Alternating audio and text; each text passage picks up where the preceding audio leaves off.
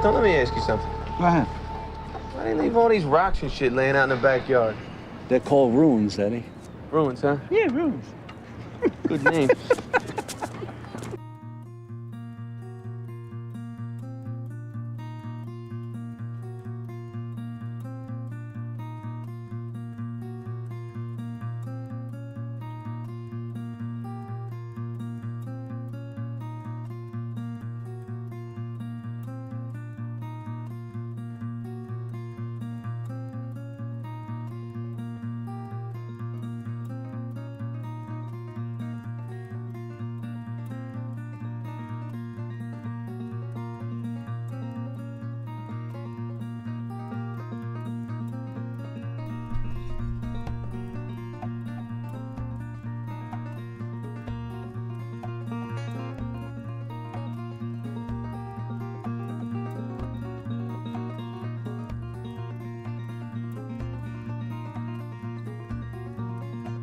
You look like the Indiana Jones girlfriend. Why can't I be Indiana Jones myself? Why do I have to be the girlfriend? Because I'm Indiana Jones. Okay, you can be Indiana Jones. How dare. Uncharted X on YouTube. You can almost hear the snorts of derision. As you can see here, we achieved this in just a few days.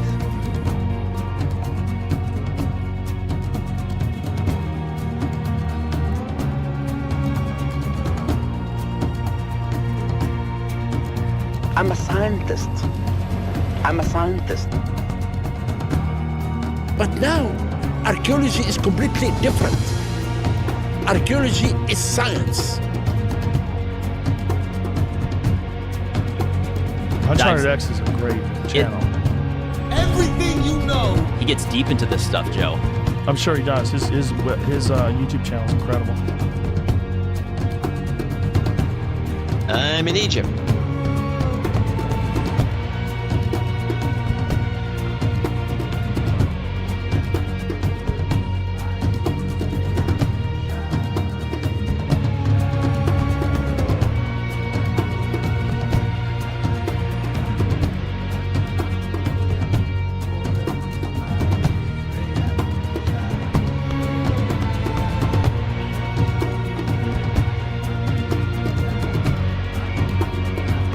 Thank you, Tracy.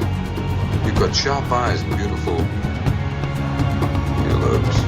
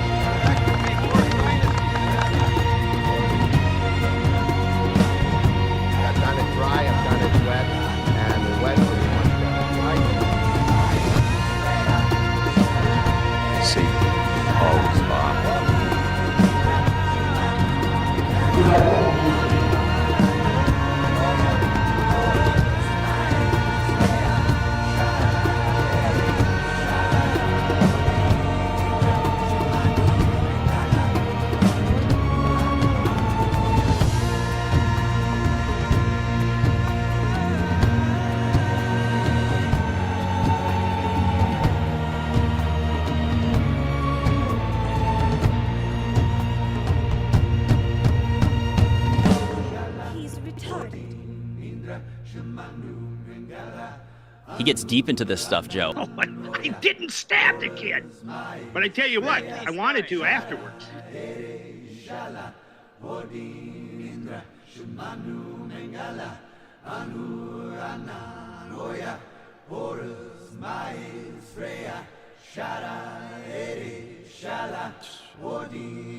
Bob Amber.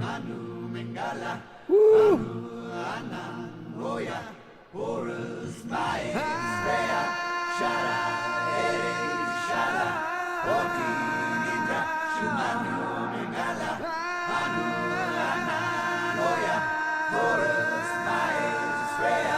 Shada, Eri, Shala, Odi. Yeah, I think once upon a time, the skunk ape might have been one of my employees.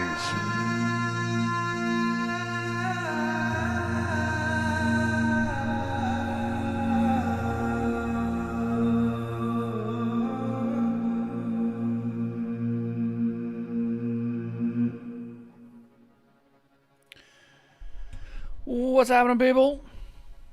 Good to see you all here. Hello. Been a minute. I'm getting text-to-speech in my ear. I'm getting all of these. Big thank you to the people on Twitch in particular. Legetu for the 37 months. Parker Hill for the 38 months, dude. 3 months from Connor. 12 months from Dark Horse Gaming Apollo, and 18 months from Grumpy Stiltskin. Welcome back. Thank you guys so much. Just a little... Thank you very much, sir. Round of You're a applause for you gentleman guys. and a scholar. Cheers. Chubby Chaser. Chubby Chaser 84 with the tier 1 sub. Thank you guys. Much appreciated. I am doing some multi-streaming tonight. Spud Doctor. You in there too, mate? Are you? I didn't see it. But Dennis Glanby with the 23 months as well. Dennis, thank you so much. You guys are awesome. I am, yes, as I said, I'm kind of multi-streaming tonight. We're doing the Uncharted X live channel. Good to see you guys over on that as well. I can see the comments. I've got the Facebook comments. I've got the Twitch comments. I've got the YouTube comments. So hopefully we'll get into it. If only the museum used this music for the opening event. Tal Fuzzy, I know, bro. Yeah. Workmatic. Thank you so much as well for 35 months. You guys have been great. Cheers. I appreciate it. Yeah, no, it's been a minute. Oh, shit, I've been in Peru for nearly 5 weeks, and I've been back for about a week. In fact, a week today. None of that double reverb. I don't know if you... Can you even hear? I don't know if you can hear the announcer. Can you even hear the alerts? I don't think you're getting the text-to-speech or anything. It's either double reverb or nothing. I still haven't figured that problem out on the streams. But, yes, welcome back, everybody. Loving the audio clips in the intro. Yeah, I do some stuff like that. Yeah, no, I didn't think so. It's a problem that's yet to be resolved. Maybe I'll take it up with OBS one of these days. I don't know why it doesn't work. It doesn't matter that much. You guys can see it. That's the important thing. But yeah, man, back from Peru. You can see the Twitch chat on the stream, but I can see the chat from both YouTube and Facebook as well. Thought I'd stream on everything tonight. Just why not? Say hi, everybody. But yeah, it was a good trip. It was a long trip. Peru's hard. Peru's hard. And I did see a comment in here. Dark Horse Gaming Apollo said, hey Ben, heard you got sick over the trip. Hope you're feeling better. Hope to see new videos soon, brother. Yes. All those things are true. Hey, Dan, with the 47 months. Holy shit, dude. Woohoo stream time. G'day all. Thank you much. Dan, as always. And Dan's gifted tons of subs as well. Are you using ATM for multi-stream? No, I'm just using OBS. There's a plugin for OBS that's a multi-stream plugin. I just aim it at the different platforms and seems to work. But, yeah, all those things, Dark Horse, are true. Yes, I got sick. Yes, I'm feeling better. And yes, I'm working on new content. 100%. That's one of the things we're going to do here tonight a little bit. Hopefully we'll get into it a little bit. But the Peru trip overall was phenomenal. It was really good.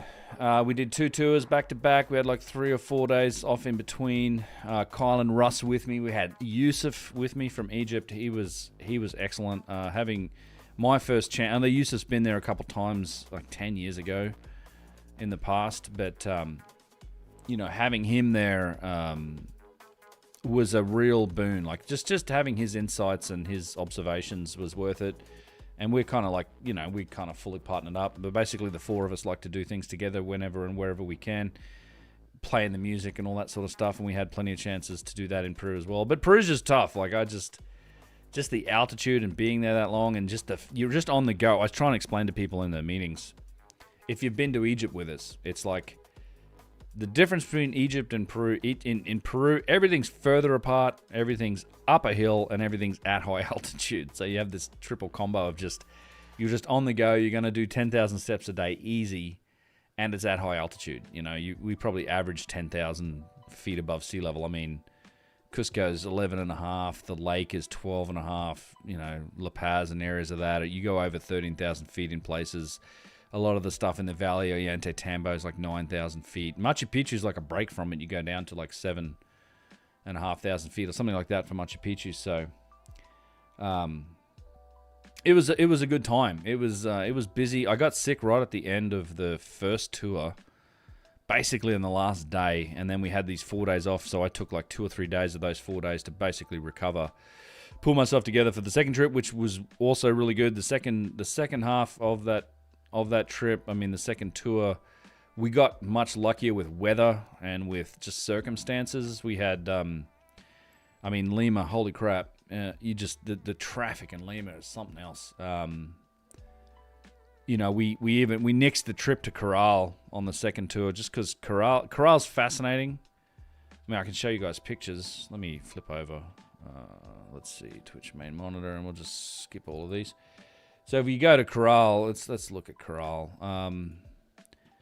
So it's, and I'll just throw this on and we'll turn the volume down a little bit. So this is Caral. It's a pyramid site, right? So it's out in the valley. It's to the north of Lima, and it's fascinating. It's 5,000 years old at least, right? It's Old Kingdom era time frame. So 2.5, 3,000 BC, 2,500 to 3,000 BC. You see these pyramids.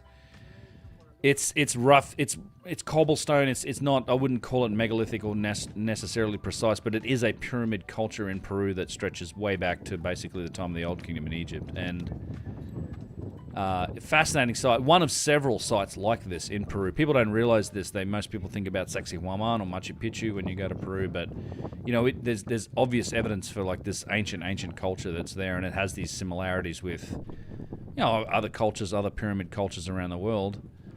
But it ain't easy to get to. Certainly not for a day trip, and there's nowhere to stay out here. So you end up with, sort of 4 or 5 hours to get out there, and then sort of 4 or 5 hours to get back, and you include that with 2 or 3 hours on site, and it's just a long day. You start early, and out you go. But it just was, and as a thing that you do on the first day, it's rough, it's tough. So I think on the second tour we nixed this and said, listen, let's just go to the Archaeological Museum instead, which we did. Needs Jenny Craig. Peru has you a trim ass, mate. Yeah. Well, yeah, I'm sure I lost some weight. Hope you filmed some great jam sessions. We did some jam sessions, yes. And I filmed it, I recorded it. I haven't had a chance to put it together. I did the audio separate to the video. I can show you a little bit of that. We did have some jam sessions. Hope Yusuf liked it. Yusuf did. I mean, Yusuf loved. This isn't high right here. This is, in terms of altitude, this is basically sea level. The ocean's not that far away. It's in the coastal desert. So north of Lima. So you do start at sea level when we do this trip. We go to like a couple museums in Lima. There's Patcha, which is like a big old Inca site that's built on top of Windu, man. Thank you so much for the Prime sub, dude. ZLH Wonder, what's up? Good to see you guys. It's there's a lot to see in that area too. And in fact, if we had time, I tried to put this into the trip originally. I wanted to go Beninites. Yeah, that's funny. I think I'm not seeing that over here. Am I? The chat has stopped over here. Interesting. Will I get to? Why am I am seeing it. Okay, never mind. Beninites, yeah. Yeah, there's actually a couple of people that have given you guys that name.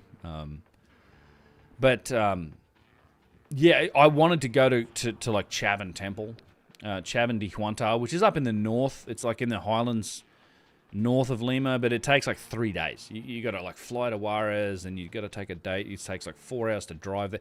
Like I said, everything in Peru, it's a big country. Everything's further apart. It takes forever. Egypt's kind of a gift with the way that you can run trips and show people that.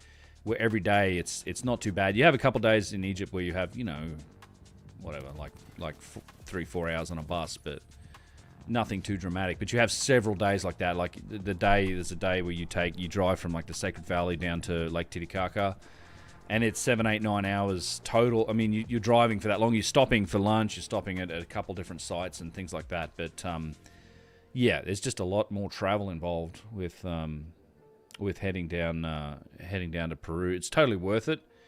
And one of the biggest sacrifices you make, at least I try to make on my trips, so is getting down into Bolivia and seeing Tiwanaku and Pumapunku, which is, I mean, I don't know how you would do a trip without actually visiting those sites. But yeah, it takes, it's basically 3 days effort to spend half a day on that site because you've got to drive. Depends on where you want to stay. It's like from Puno, which is on the lake, it's 2-3 hours to the border, and then it's another 2-3 hours to La Paz where you can stay overnight. You basically do that on a day. You can stop at Amaramuru and a couple other places here and there, but then you stay in La Paz and you come back to Tiwanaku and you get up in the morning, you spend half a day there. Then the rest of that day is spent going back to the border and then back to Puno. You don't want to hang out in Bolivia too long if you can avoid it, but the devil's JS Kiss. Welcome. I didn't see the suggestion that Ancient Sanctum made, but so this is the structure of these pyramids at Caral. You kind of see it, right? It's mortared. A lot of this is this isn't necessarily rebuilt, but a bunch of this has been rebuilt. They keep finding these pyramids, and there are a number of these pyramid sites. But again, nothing you would describe as megalithic or crazy, right? It's obviously not equivalent to Egypt, or even to the other stuff that you see in Peru. I mean, I'd suspect some of this has been rebuilt. You can see a lot of the stones that they've excavated out here. It's a fascinating site nonetheless.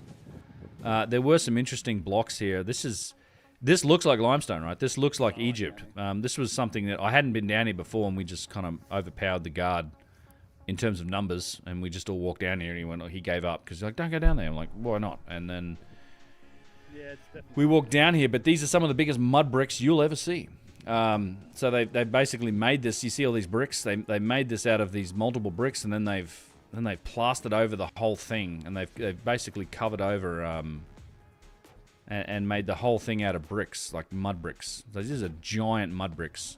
Like, I don't know why you make them so big. Maybe it does make me wonder, like, were they seeing or had these people known or seen megalithic construction somewhere and they're trying to imitate it a little bit with the construction of mud bricks? Because there's no real reason to make mud bricks quite this big. And there's evidently these massive structures. Like, we just looked at these walls here, and you can see this was a huge structure, and there's a ton more of this stuff over there behind Greg and Kyle. Down into this valley, and there was a lot of this, and this is probably came after the pyramid culture is what I would think. Although it's in a very stable environment, you never get rain here. Like, this is one of the driest places on the planet. Are the coastal deserts of Peru, where it almost never ever rains, even less so than Egypt. Egypt, you definitely get a couple days of rain every year, but this place is even less. Like, it hasn't. There's been periods of decades where it never actually rains. You do get this heavy sort of fog and dew in the morning in this area, but people don't realize, like, the deserts of, like, the coastal areas of Peru are just a crazy desert. A few years ago when Ancient Sanctum and I was enabling each other. Was this Kyle's first trip to Peru? Yes, it was. So Kyle, yeah, that was one of the other interesting things. Like, I took Russ down here as a part of the preview trip we did in January to kind of scope this out. But it was Kyle's first chance to see it, and that's always I treasure those opportunities to like someone I'm friends with or close to that I get to see there, and particularly someone who's as into this sort of stuff as Kyle is, to see his first impressions and everything else, and yeah, that was great. So I mean, he loves it. Obviously, there's a lot to like, particularly get to places like Sacsayhuaman and whatnot. But yeah, as you can see, we got opportunities to muck around and play music here and there. And this is just hauling ass in the bus, doing what we do. And cheers, everybody. It's Friday night for me, so what's up? It's good to be back. My God. It was, yeah, so happy to be home. Although I'm only home briefly. Although I get a bit longer of a break coming up here in in the near future, hopefully. We'll look at some pictures here. So yeah, again, you see these pyramids. I mean, they're impressive, and don't get me wrong, like humongous amounts of effort go into constructing things like this. And there are some interesting features on these pyramids that I think are worthy of more investigation from like a megalithic perspective. Yeah, it was great to get. I've been here before. It was just great to get back out here at least once. And like the cornerstones on some of these are quite big, and some of these larger. Like we got up closer to this construction. Like there's observatories here as well. There's alignments at different structures here again. This is another example of like a culture that's, almost Neolithic. Were observing the sky, and they were closely observing the sky. Like there are alignments here. And particular stones that we use for observation and things like that. So it's just, I like this place because it does draw this connection to other places that have pyramids. I mean, China, other parts of South America, North America, Egypt, obviously. You see pyramids in this culture that emerges about the same time. I mean, at least according to the Orthodox time frame. I have no reason to doubt the dating on this place. I think it does still look relatively primitive compared to like the megalithic stonework you see in Egypt and whatnot. Still some big rocks being used, but it is all mortared. It's much rougher, and it's just a huge amount of effort. Like I don't discount the tremendous sort of organizational effort that was probably put into. Plus, anytime you get to anything of this scale, it's you need a population to support it. You need culture, you need civilization, you need specialization, all that sort of stuff. It's one of those reasons why, I look at things like the Tas Tepler civilization that's emerging out of Turkey, and Göbekli Tepe and all those other sites, the 30 or 40 other sites now, and people are still trying to say it's hunter-gatherers. I mean, it's clearly not. It's civilization. You cannot build to the scale relative. It doesn't matter how advanced it is. You can't build to that scale and support and require that many people without what you would call all the hallmarks of what you call civilization, right? So just support like social structures that enable specialization. There are people growing food. There are people training in the stonework. There's some sort of justice system. It's all these things that go into like enabling large groups of people to live together and achieve things like this and build sites like Göbekli Tepe. On its own, it might have, that argument might have held, but in Turkey, you had Göbekli Tepe, you had Karahan Tepe, now you've got Sayburk, you've got 30 or 40 other sites that are all just popping out, and they're all getting bigger and older all the time. It's civilization. We just know nothing about it. There's no records of it, similar to the Amazon. So it's just, again, our past is longer and more complex than we had ever thought. Let's see here. You'll be off to Egypt again soon. Yes. Yes, I will. Missed you. Yeah, Andrew. I appreciate that. You feel the biggest pyramids are in Antarctica? We talked about this a little bit on the trip, actually. We had that conversation with a couple of people. One of the things about Antarctica is one of the problems with I think some of the pyramid theories in Antarctica is there's 2 or 3 miles of ice on top of that, right? It's if you are seeing a pyramid, it's the very tippy top of a mountain, or it's a pyramid that's been built on top of an ice cap. And I don't know that that's what's happened there. I suspect if there are pyramids in Antarctica, they're probably well and truly buried in the ice. And there's stories about pyramids that are buried in the ice if you dig in deep enough to some of the conspiracy, UFO, US government stuff. Kind of interesting. You'll shove the timeline even further away back to 15k BCE, if not older for sure. I think in places like Tiwanaku, yes, 100%. In fact, also the Sacred Valley and all of the monumental architecture that we see in there, yes. We did actually have some. If the poles were in a different spot, then Antarctica could have been much more attached to South America sooner than we think. Yeah, well, we know that I think Antarctic ice goes back. I'm trying to think, is it the South Pole or is it Green? I think it's 400,000 years. So I think it's the ice core samples all the way down to the bedrock, I think, run about 400,000 years. Let me look at something here, like, because this is an interesting topic. Let's go here. Grab this and go. Milankovitch cycles.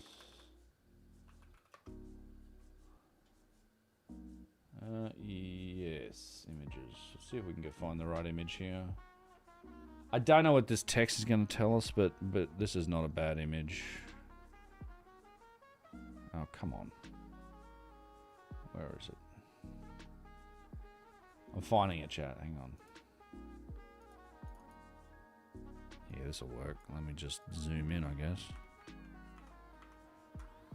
I don't know where this comes from, but Milankovitch cycles are super interesting when it comes into that sort of stuff. So, what does it say? An ice age is triggered when summer temperatures in north. Yeah.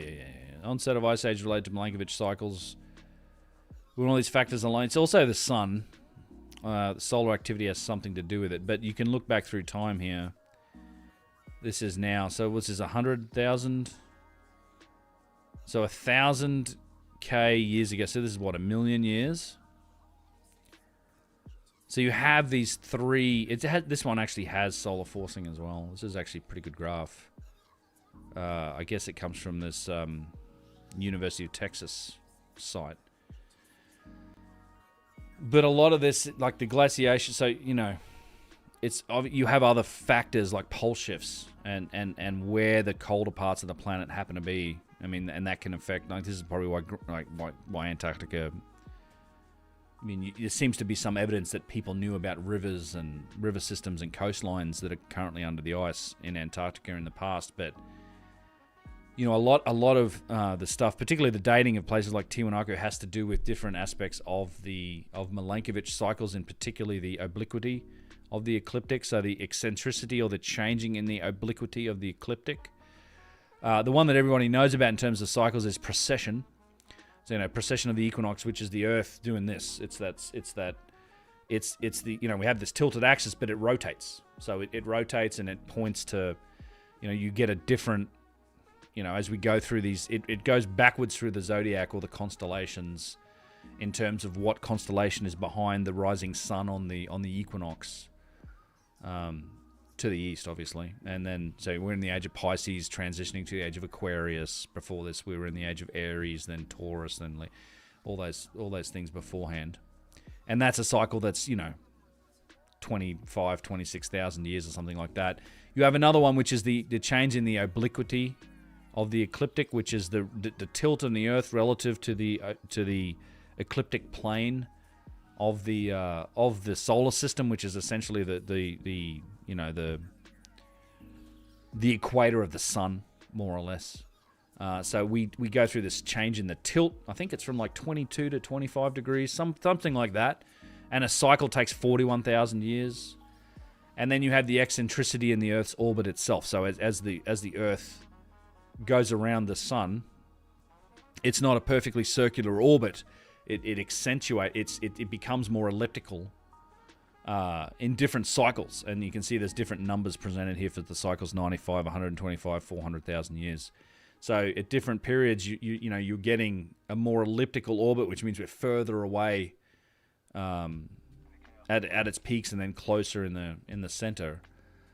Combine that with also the solar forcing, the sunspot activity, the cycles of the sun, and you end up with this pattern of glaciation, which is what's happened at least over the last million years or so. We can observe that there's been periods of intense, you know, full glaciation. We're still in an ice age. The fact that there is ice on our polar caps at all is indicative that we're in an ice age. There's been plenty. In fact, most of almost the last 100 million years or so, in fact, almost in the whole history of the Earth, it's never been quite as cool as it is now. In terms of average temperature, we're about as cool as it's ever been. Not pretty close to it, like not that far away from as cool as it's ever been in terms of average temperature over time. And there's been plenty of periods when we've been ice-free, you know, outside of an ice age. But we're in an ice age right now, in an interglacial period, and we know this. You know, there's ice caps on the poles. But this has to do with these Milankovitch cycles, which are interesting. Something I want to get into a little bit more going forward. Oh man, I've messed up my all my chat windows. Let me get those back. Andrew Rose Thomas, thank you for the $5. Thank you so much, man. I appreciate that. Did you write a question in there? Thanks for the support. Yes, dude, indeed.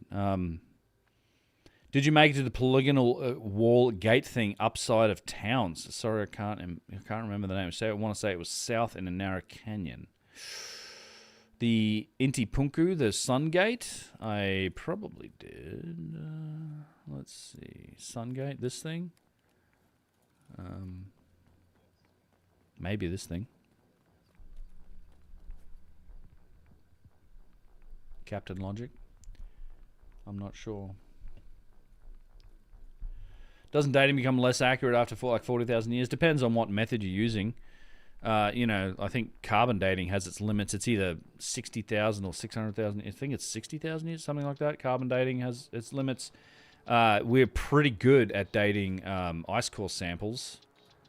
If we have ice core samples, we've gotten very, very accurate at like being able to look at individual layers for even years and even months. Inside of those layers in terms of looking at, you know, average temperature and oxygen isotopes and all that sort of stuff. Yeah, it's one of these. So this is like the Intipunku. This is the Sun Gate. Essentially the gateway to Cusco. This is likely the thing that the Inca rebuilt it. You can quite clearly see what the Inca have done here, building on top of this. And this was probably one of the things that led them to Cusco in the first place. So when the Inca, if you look at a map, let me pull up a map. I think I'm going to have to do this again. Dude, let's go new window. Bring that over here, and we'll go maps. Hey, it's MX with the 24 months, man. Says thanks for all you do, bro. Cheers, appreciate that. Tiwanaku. Let's go down further south. Way further south. So you look at the border here. Boom, you can see Lake Titicaca, right? So this is humongous Lake Titicaca. Tiwanaku is just around here. Somewhere like 10, I think it's over here, actually. Yeah, Pacara. So the sites all over the place here. And so the story goes that the Inca, I mean, their origin story pretty much emerges from Lake Titicaca and then goes, they go north up into the Sacred Valley. Where's Cusco here? Why can't we see it? I can't see it. Let's see, Cusco. Boom, there's Cusco, okay. So, yeah, so the Inca emerged from the lake. They were essentially booted out of the lake, and they follow the Sacred Valley north. And the Sacred Valley actually flows up this way, I believe. And then you actually have to cross a mountain ridge and then go into another valley or a high, what used to be maybe a lake, and that's where you find Cusco. But they were following you can see the valley here. This is the Sacred Valley. And Ollantaytambo's here. And you keep following this all the way to Machu Picchu, right? So this leads down, eventually down into the jungle and to the Amazon. And you can see the color change, right? So you land down into the lowlands, you end up in the Amazon. It's giant territory here. But what probably happened is they were following the Inca trails. And, you know, these megalithic kind of roads that are everywhere here. And then they would have found a path that branched up over this mountain ridge. They found that Intipunku, this thing, and then they would have followed that down and they would have discovered, I think, Cusco, which was at the time a ruined megalithic city that they then made their capital and they inhabited the Sacred Valley. I think that's a more likely explanation for what we see in this part of the world, particularly when you look at the different levels of architecture. It's just incredibly apparent that there are multiple things going on here. There are multiple phases of building and a lot of rebuilding that's happened. Oh God, what is that? And you know, we happen to get some really cool drone footage. I got some really good drone footage in a few places, and I'm going to throw some of that on right now. Let's see. I think this is probably a good one. Let's throw this on. And Dennis Glamby, yeah, bro.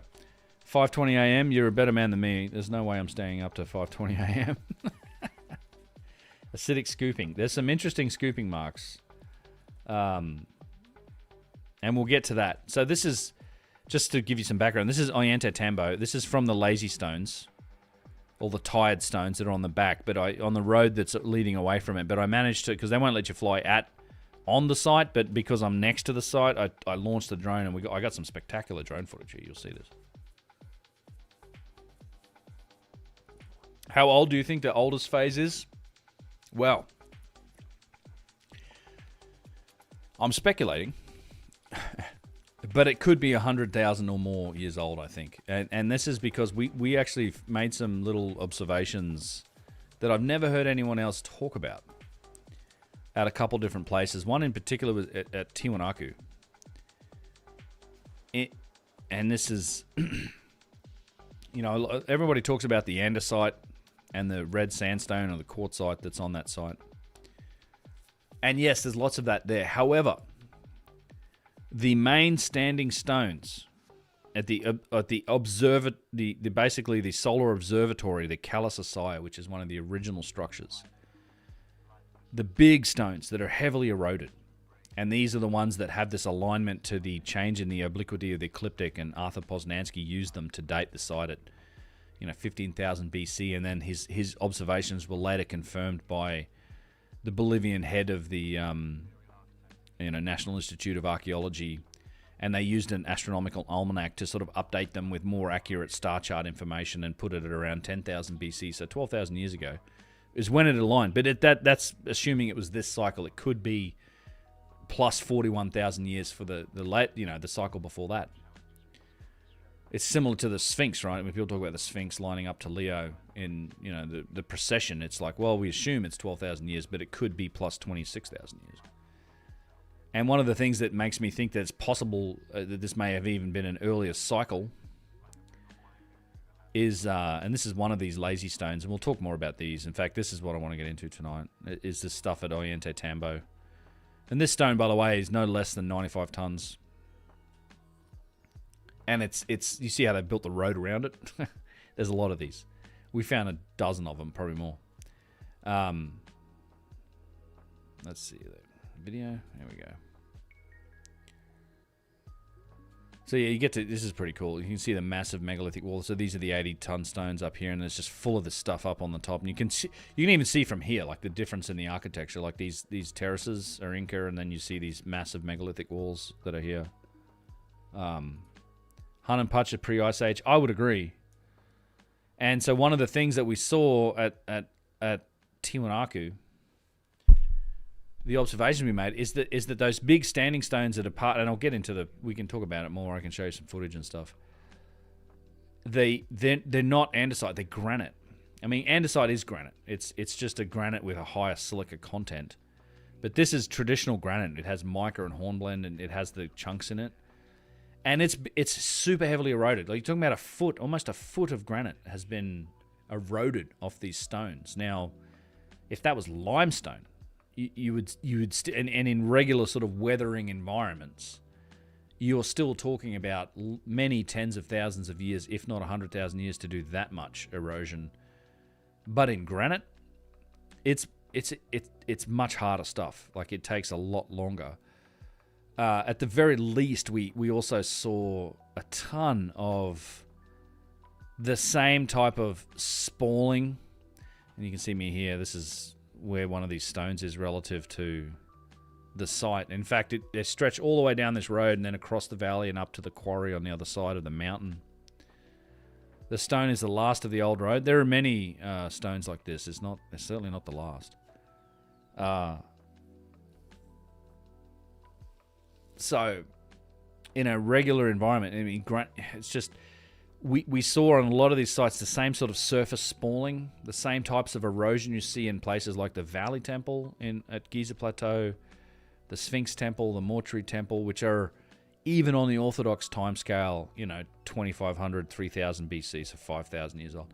And I think that's doing it a disservice. I think they're much older than that. But you see exactly the same effects on granite at these places in South America. And you've got to remember the Orthodox dating for a lot of this stuff when you're talking about the Inca and places like this, I mean, 14th to 16th century. That's it. 17th century, like not even that late, like 12th, 13th, 14th. Like it's this 200 or 300 year period that wasn't that long, like 600 years ago. And it's just not enough time for anything like that sort of erosion to happen. It's also not enough time for a civilization to emerge and achieve everything that seems to have been achieved in terms of what the Inca were building. So, fascinating take, thank you. Pre-Pleistocene? I don't think pre-Pleistocene. The Pleistocene was, what, 1 million, 2 or 3 million years? Yeah. Well, we saw a ton of these. So in fact, this is kind of what I want to get into more than anything. In fact, my video that I want to work on is about these lazy stones at Ollantaytambo, more than much else. Let's see. Because there's a ton of them. Let's see. There's drones. Is there some more drone stuff? This is, we saw this already, didn't we? Let's have a look.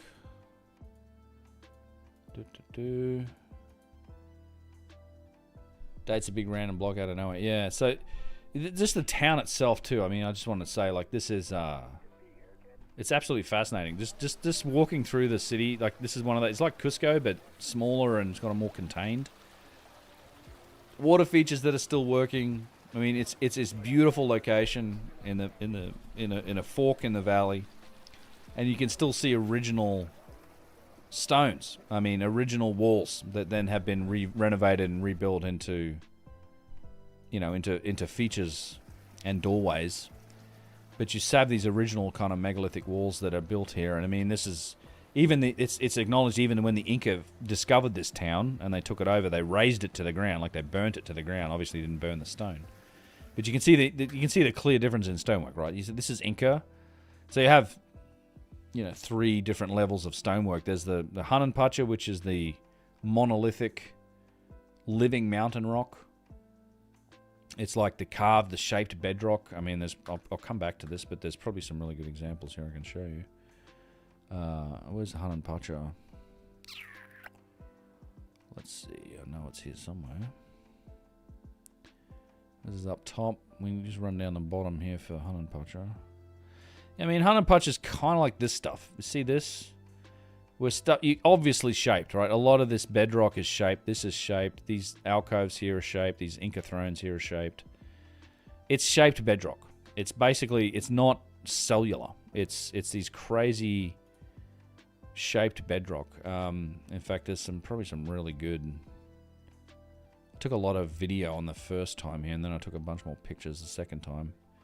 Or the third time. I mean, I've been there a bunch, but I did take a lot of footage this time, and we found some really interesting shit, I just gotta say. So this is Patcha. This sort of stuff. You see this? Like, they've cut this inside. Like, that's a full. I love this example just to show people that, because a lot of people say, oh, it's a quarry. I'm like, well, if this is a quarry, how'd they get that block out? Like, come on. You can't make the back cut, right? It's like a box. You can imagine making a box and then taking the piece in the cavity, the central piece out as a single piece that you're going to use. You can't. There's no way to make that back cut. You have to hollow this out, whether you are drilling or whatever you're doing, and then deliberately make this space. And then this one's broken on top. It may well have been the same thing, but it's a shaped bedrock. That's Patcha. Patcha is the classical megalithic stonework, this stuff, right? Yeah. 100% classical megalithic stone. Oh, by the way, this is a calcite vein. This is not geopolymer. I can't tell you how many goddamn emails and messages I get. People saying, have you considered the possibility that this is geopolymer? I'm like, it's not fucking geopolymer. It's just not the way it works. Solid state physics, as Kyle might say. It's just not how granite and these sort of stones work, and they're full of fossils, they're full of imperfections. There's a mosquito. Just melt it, bro. Yeah, that's it. Just hit it with a magnifying glass, maybe some piece of quartz, and you can melt it and then reform it into perfect granite. Never mind all the atomic bonds that are formed between different minerals. that take millions of years of heat and pressure to actually form, and that's why it's so hard. Yeah, it's a frustrating topic for people that don't actually understand what granite and igneous rock is. All they need to do is send me a bag of it, yo. That's it. Send me a bag of it. I'll mix it with some water. If it makes granite, I'm good. I'll believe you. But until that happens, no. And never mind the tool marks and stuff like that, right? I mean, the different molds, blah, blah, blah, 1,000 different things. The quarries. Who needs quarries? Why are you quarrying giant blocks of this stuff? It's, you know what they did? They quarried giant blocks of it, so then they could grind those giant blocks up, move it as a powder, and then reconstitute giant blocks out of it again and shape them exactly right so they're all different. That's probably what they did. That makes perfect sense. Anyway. Fucking Geopolymer. Drives me nuts. Sorry, I literally do get... I had a guy... I don't want to talk shit about someone who sends me a letter. And this was nice of the guy. He sent me this nice handwritten letter. It wasn't handwritten, but it was printed out. It had pictures from like Chris Dunn's. It was like 2 pages, and he said, have you considered the idea that they softened the stone? And then that's pretty much all he said. And then he said, don't know if you're paying people for ideas, but a few bucks would be appreciated. And then he sent his bank details.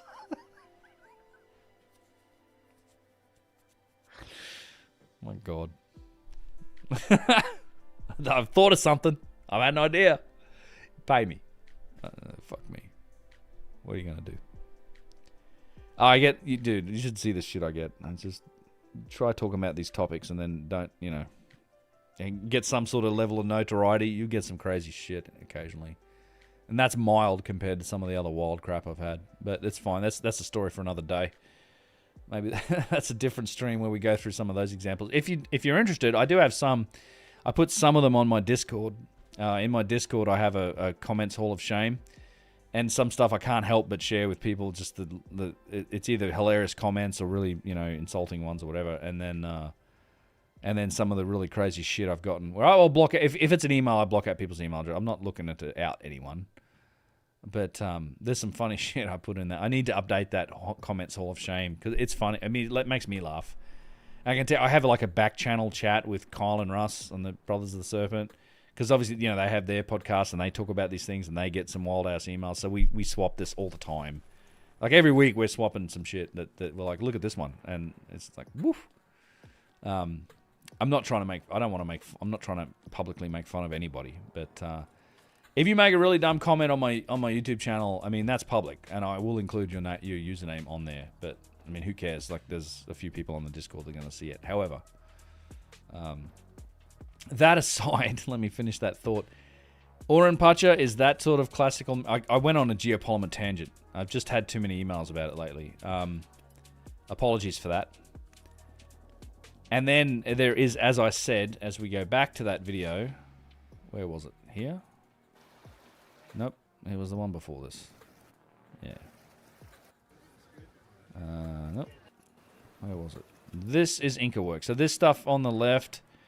So Patcha, Patcha, so Inca. So you have like Patcha, Patcha, Patcha, and it's just immediately obvious that is the case. That there is, and they're always in that layer too. Like they're always in that order. You don't always have Patcha on the bottom, but a lot of the times you do. For example, again, I'll come back to this. I just like to make this point when I talk about this stuff. Let's look at Machu Picchu for a second, and hopefully I can find this quick. So yeah, you find this sort of stuff. So this is Patcha inside one of the buildings. So why would you have this in your building? Like it's just they built around it. There's this theme of circular protection. The lowest level, Patcha is always on the lowest level. Then you might get Patcha and then Patcha.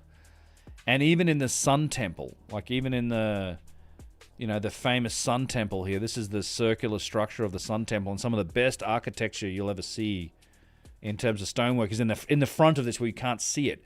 But if you actually look at the Sun Temple from above and behind, what do you see? You see that they built this circular structure of Patcha, really nicely done megalithic work around a shaped piece of bedrock, and as part of it, the earliest part is obviously the centerpiece here, this Hun and Patcha, and you just see this again and again when you notice it. Like the builders are protecting the layers. They're protecting the older layers. Peachland Taxi 919, the $20 Canadian. Thank you so much. Value for value, sir. I appreciate that greatly. I do appreciate the value for value donations and the support. Thank you so much. Much gratitude. It's yeah, I do run the value for value model, just for people that don't know. I don't do ads. I mean, there's ads. Google puts ads on everything, and YouTube does, but I don't do sponsorships. I get offers constantly, so I appreciate anyone that signs up for that value for value model. If you get some value from what I'm doing and whatever else, and you want to return some of the value to me, it's always appreciated. It's what keeps things a ticking. But yeah, so this happens a lot. Like, you see this all over the place, and it's not, you don't always get the Hun and Patcha, and a lot of times it's just Uran Patcha, and then you see Equan Patcha on top of it. But when you see Equan Patcha, you see the difference between the megalithic and the Inca. It's just insanely obvious and immediate. Like, this is a great example. Like, can you tell where the style changed? I can. You guys can probably tell, right? I mean, pretty obviously, this wall was here. They've either rebuilt it, and then they built on top of it, and they built all these other structures around it, and they fixed up the tops of these walls and stuff.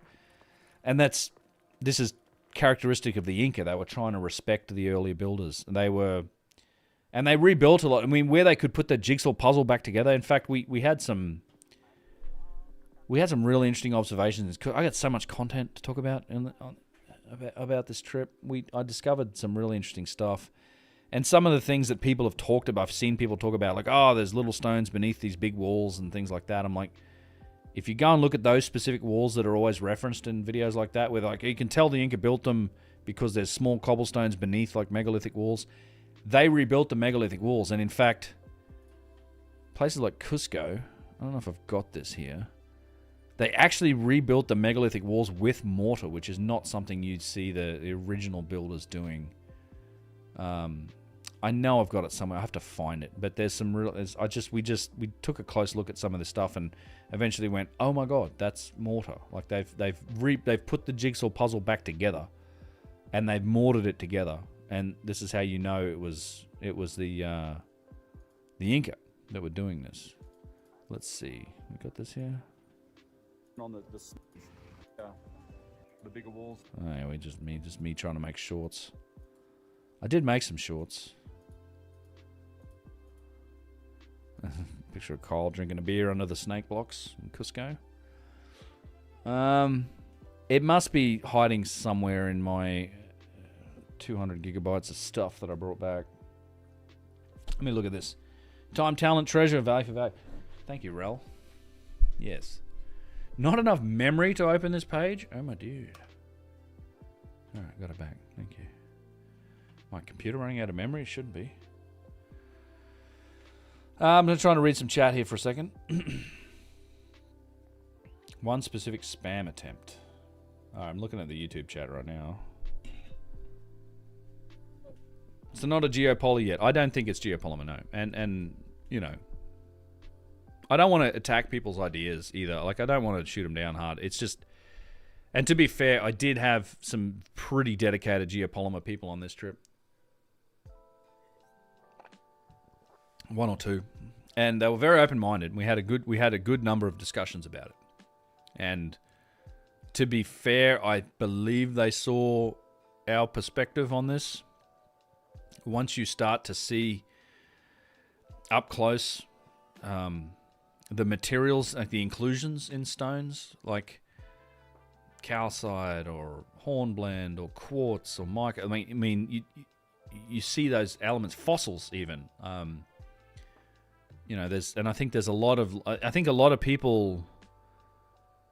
To be fair, again, I could be wrong. Like, I might get proven wrong on this. I don't know, but I do think a lot of people search for ideas that are trying to strengthen and support that hypothesis rather than addressing what I think are a set of extremely clear deficiencies with it, like things like what about the quarries? We have quarries. We have blocks in quarries. We have obvious evidence that they were working stone in quarries, you know. There's the mold issue. Like, how come every block is a different shape and size, requiring a different mold? You know, how come we have tool marks? How come there's still all these other signs of like, there's all these other issues with that theory that I think need to be addressed before you move on to like trying to like, I just don't understand. Like, we build with geopolymer today, right? It's concrete. We make bricks, but you get 1 billion bricks out of one mold, or 1 million, whatever. And they're the same shape and size, right? That's how you do it efficiently. I just don't understand why you would choose that approach and not choose to then build that efficiently. If you're trying to do it for efficiency or whatever reason, I think there's some problems with it. That's all. Yeah, and I look, geopolymer quarries. That's funny you say that, Dan. But I've literally had people suggest that like the Aswan quarry in Egypt is geopolymer. I'm like, it's fucking bedrock. It's a granite mountain. It was once geopolymer. Well, it was once liquid. You know, it was once pretty viscous. But that was a long time ago.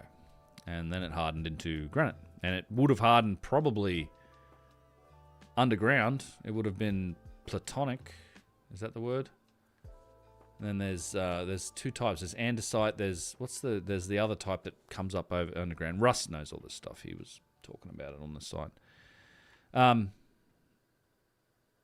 Answers they don't know. They just don't know. They don't work. Yeah, like, I get it. Like, I do get the intuition, and I don't actually. My intuition goes the same way too, right? When you see shit like this, which you see all over the place in Cusco, and this is flat out insane, where you have these little tiny lips. You see them on all these blocks, and it's little tiny. I mean, there's even something going on here, but you see this everywhere, where these little ridges and lips and all this sort of stuff all over the place. I mean, I'm sure I've got some here. I was filming people's reaction. I was filming because we come around the corner. Like, this is pretty funny. I was waiting because they're coming down the street and then they haven't seen this wall yet. Well, and then people are like, "Oh my god, this wall! Didn't even see it." See it? Now you've seen it. Yeah, it's a fun little corner to hide on and make people come in and go, "Oh my god." But sorry for the shaky camera work, by the way. But you see stuff like this and these like this in particular, like, you know, like I've got this really good footage of this particular. Like, there's a lot going on here, and the walls have shifted due to earthquake. So you get to feel and touch the inside surfaces of these walls, and I mean, this isn't a straight join, right? It actually alters. You can see the curvature that comes into it at the top, but it perfectly matches the other side. And then you also have these plane shifts. Like, it's not like it's a straight flat plane where it joins. It's also changing the plane face angle changes, and it matches the other side. So your intuition does tend to lead you down this path of like they somehow soften this stone. There's just nothing to support it. We don't know how that could have happened. Maybe they did. Kyle has a really good theory about vibrating and resonating the stone, where it starts to work itself in against another stone, so it's grinding on both of them and making that face until it like locks, until it like gets flat, and then you can stop it somehow.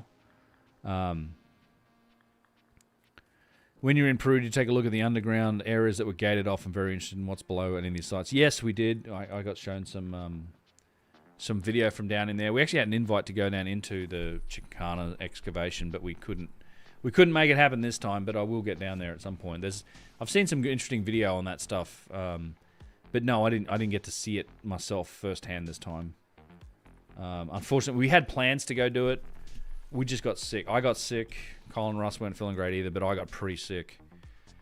And we had all these plans to do stuff in those 4 or 5 days in between the tours like that, but we just couldn't make it happen. I just needed to lay in bed for like a couple of days. I was sick. I just had like I probably had COVID or some shit. Nature on theory is the only geopolymer thing that's kind of convincing. Well, yeah, there's that. I don't agree, but I'm not going to get into that now. High altitude sickness? No. This was COVID. I do fine in high altitude. It's not that for me. It's this was just like the flu. I haven't been sick since 2019, but I was sick in Peru. 100%. Okay, I don't know why my Cusco directory is so small. I'll have to go figure that out. Where were we though? We were at Tiwanaku. I was trying to show some shit at Tiwanaku. I can't remember what it was now. Oh yeah, the granite. Oh yeah, the granite.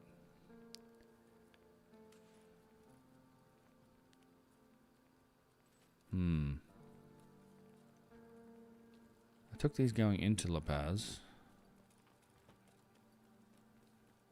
Should be DJI ones, I guess.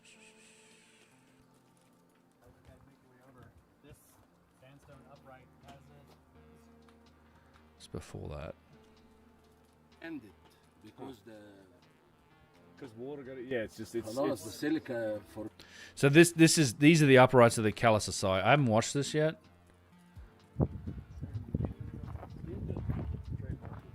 So let's see. So this is the Caral Society at Tiwanaku. The Solar Observatory. That's the Akapana, the step pyramid of the statue. We're down in the sunken courtyard.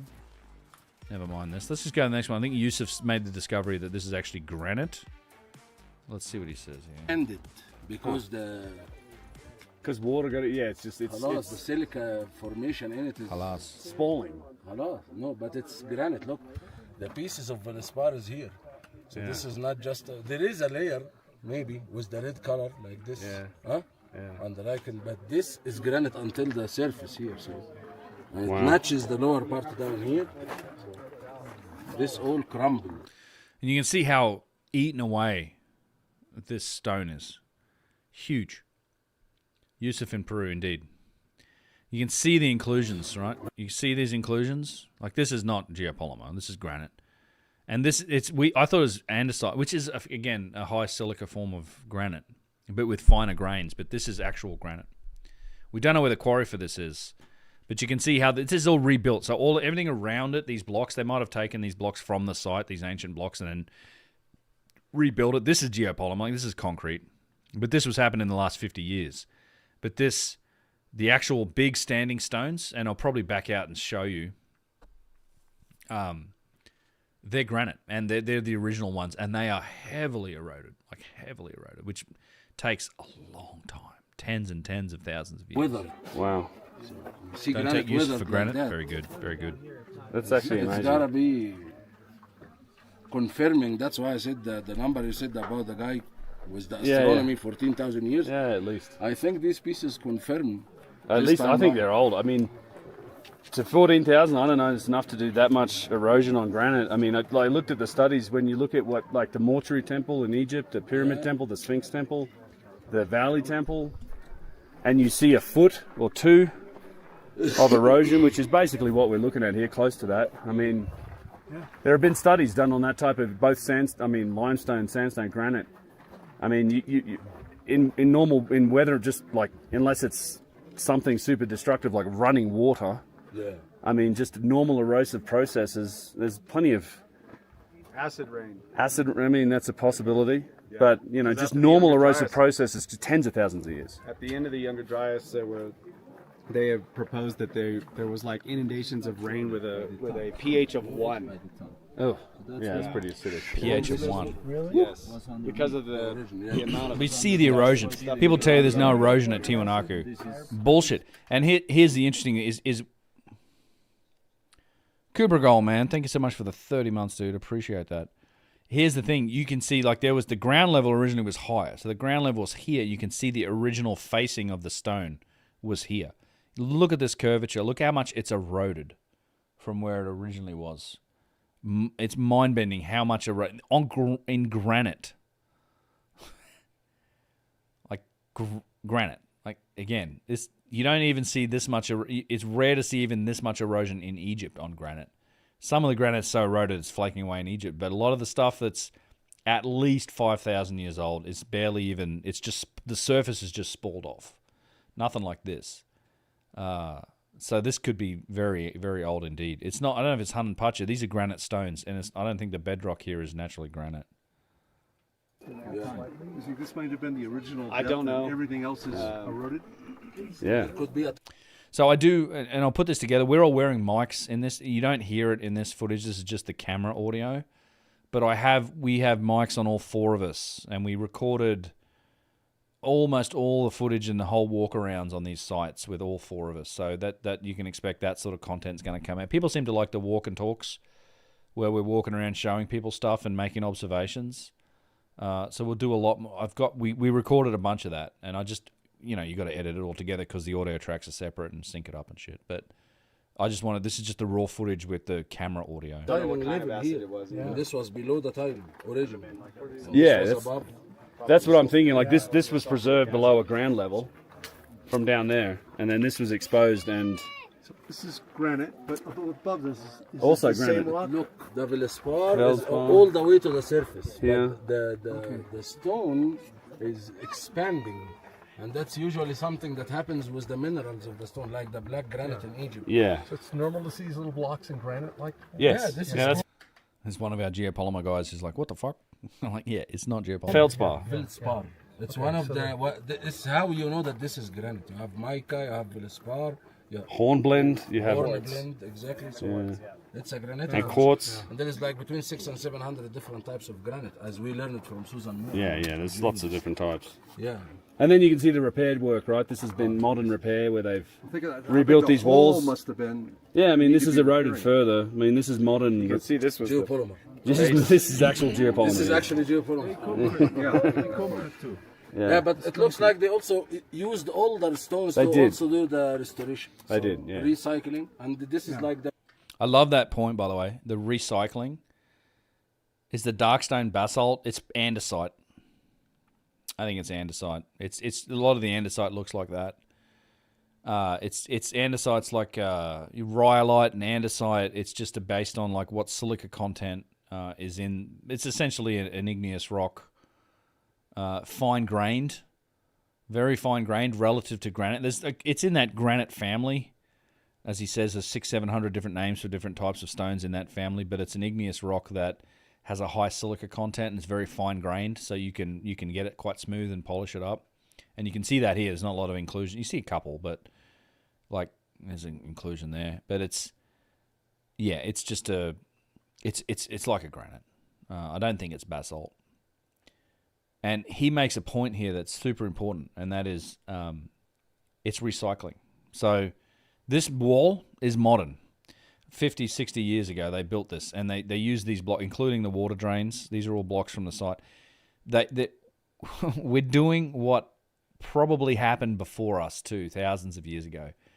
We're recycling and reusing. It's renovation of the site. It's recycling of the material that was already here.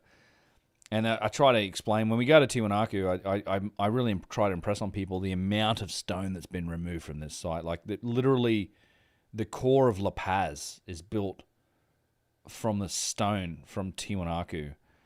They were up until the 1940s. Wagon loads and wagon loads of stone were coming out of this site every single day. Hundreds of years of it. Hundreds of years of it. The Spanish did. I mean, it's been going on for literally like almost a millennium, probably more. The whole town of Tiwanaku, the church, everything's built from the stone from the site. So what you see is just the remnants of that, and there's still most of it's probably still there. That's how much stone there was here, and what's under the ground is still. I think most of it's still underground too. That's the other thing. Like they found a lot of stuff under the ground. This is not a nub. This is a drain. We saw some crazy nubs. There was Nubtown. There was some Nubtown going on. Yeah, and a lot. I mean, a comment here about the ground level. Yes, the ground level changes over time, right? This was rebuilt, so they would have altered the ground level. Sacsayhuaman's another one. I want to finish playing this. I want to watch it. That's just part of what I'm trying to do here is do some work, and review it with you guys. But I just want to make that point that there's so much renovation that happens. And just to the comment about ground level at Sacsayhuaman, and I'll talk. Maybe we can look at some footage of that too. But that place was the Spanish tried to destroy it. You've seen the walls of Sacsayhuaman, right? I don't need to show you pictures. We will, But those walls were 3-4 meters higher, 15, 20 feet higher. They knocked that down. They tried to destroy the walls. When they couldn't destroy the walls, they buried the whole thing. They actually buried Sacsayhuaman in soil. They took the time and effort to bury that whole thing. The walls, the zigzag walls, they buried it all in sediment and soil. And it wasn't until the 1930s and 1940s that excavation actually started at that site. So the ground level today, where you walk on when you go there, is arbitrarily set by where those excavations got to. And we know this because there's been those excavations in the last year or so, part of the Chincana project, where they've dug down another meter or two, and they see that the courses extend down further. So when you, as impressive as those walls of Sacsayhuaman are, you've got to look at them and imagine them to be like 2 or 3 meters higher at the top, and then a meter or two like deeper on the bottom, and that's what they were. It's absolutely mind-bending. Ministry, yeah, of antiquities. It is ministry. Yeah, it is. That modern, Exactly. So the big blocks were we're original. still reusing the same blocks. The big blocks are in the same place. The big blocks are in place, and you can see those from Poznański. These are so small. It looks like these were. You can see that the only part that was here. Standing stones. The guy talking back here behind Yusuf is Rogelio Tapia. He's fucking amazing. He's my guy in Peru. He's a fantastic guide. Highly Red Andes, Peru. If ever you want to go to Peru, look him up. He specializes in smaller groups. This is probably the biggest group he's run with his buddy Edgar. The tours ran really smoothly. I've known him since 2013. Born and raised in Ollantaytambo. Still lives there. Runs a little bed and breakfast kind of like small hostel in there that I stay with him when I'm down there on my own or with a couple of people. Fantastic guide. Knows all of the Inca. Speaks Quechua. Knows the traditions, he's open-minded to the megalithic stuff. Like he's a shaman, he works with these shaman masters. He does a lot of that stuff himself. He's big into the traditions. He's a fucking Inca. Like he's just, it looks like an Inca screamer to me. Like just give that dude like an obsidian tip sword. You'll see some more pictures of him. He's awesome. This guy here. Megalithic stones there. Yeah. So this one, it was rebuilt according to their idea. We don't know exactly. Those pieces of stones also were like everywhere, throw it. Yeah. That's why they just put it here. Yeah, they used the old stones. It's just... This is my Egyptian brother and this is my Peruvian brother. I'm super happy. And I'm glad to get these two together. Were hilarious. By the end of the trip, they're literally acting like brothers. Brothers like poke each other and like pinch each other on the knee and shit and joke around the whole time. That was pretty much Yusuf and him. By the end of this too, it was pretty funny actually. Just classic renovation and rebuild. They're definitely cousins, we did They're the brothers. same thing that the ancients were also doing. Right, we rebuild. We reuse. Yeah. We're doing the same thing. Yeah. This is like the sarcasm of history. It repeats itself. Yeah. We're still doing it. It's been happening. The sarcasm of How history. many times? All the time. All the the time. phrase. It was Never happening stops. all the time. Still happening. Before these walls were built by the archaeological departments, it was referred to as the Stonehenge of the Americas because it was a gigantic standing stone. That's a great point. Like I should show you some pictures if I can. Let me try and find them real quick. The Stonehenge of the Americas. That's a wonderful. When did I do Tiwanaku? Is the question. I think I did it 2020, 22, 23, 23. Let's see, Tiwanaku. Surely it wasn't 24. Maybe it was before that. When did I last do Tiwanaku, chat? In one of the videos. Lordy, trying to find shit is sometimes a challenge. Pumapunku, Primordial Age of Quantity, Turkey, use of bone reviews. It can't have been back here. I mean, I don't. Megalithic age is here. Right, so I do have. Okay, so I've got some pictures from. These are pictures from Poznański's book. I'm trying to find the specific ones of Tiwanaku. Here we go. Perfect. So this is the Calisasaya from Poznański's book. So west wall of the Palacio Calisasaya. You see this? What the fuck happened there? What happened? Where did we go? Okay. It's down here. Okay, so it's up. Okay. Boom. West wall of the Palacio Calisasaya. So this is what it looked like. And like Russ said, they called it the Stonehenge of the Americas. No, I'm sure I did that Tiwanaku, the Cradle of American Man video in the 2000s. Early 2019. Early 2019 was the first one I did, I think. And then I did another one. I did that other one. It can't have been 5 years ago. Holy shit. Better not have been. I mean, I do want to revisit this because, I mean, I feel like I've said a lot about the site, like in those videos. There's not a lot. I mean, there's some updates I can give now. Maybe the walk and talk, I think, would be a good one. And then I'll punctuate that with some new observations. But what's interesting, you see this. Look at this. This is crazy. You see the insets? You see how these stones are inset? Like they're carved to receive other stones. Like these are carved. You can see that they're carved to receive other big, like this is a big stone here. Like this is a stone right here, looks like another one.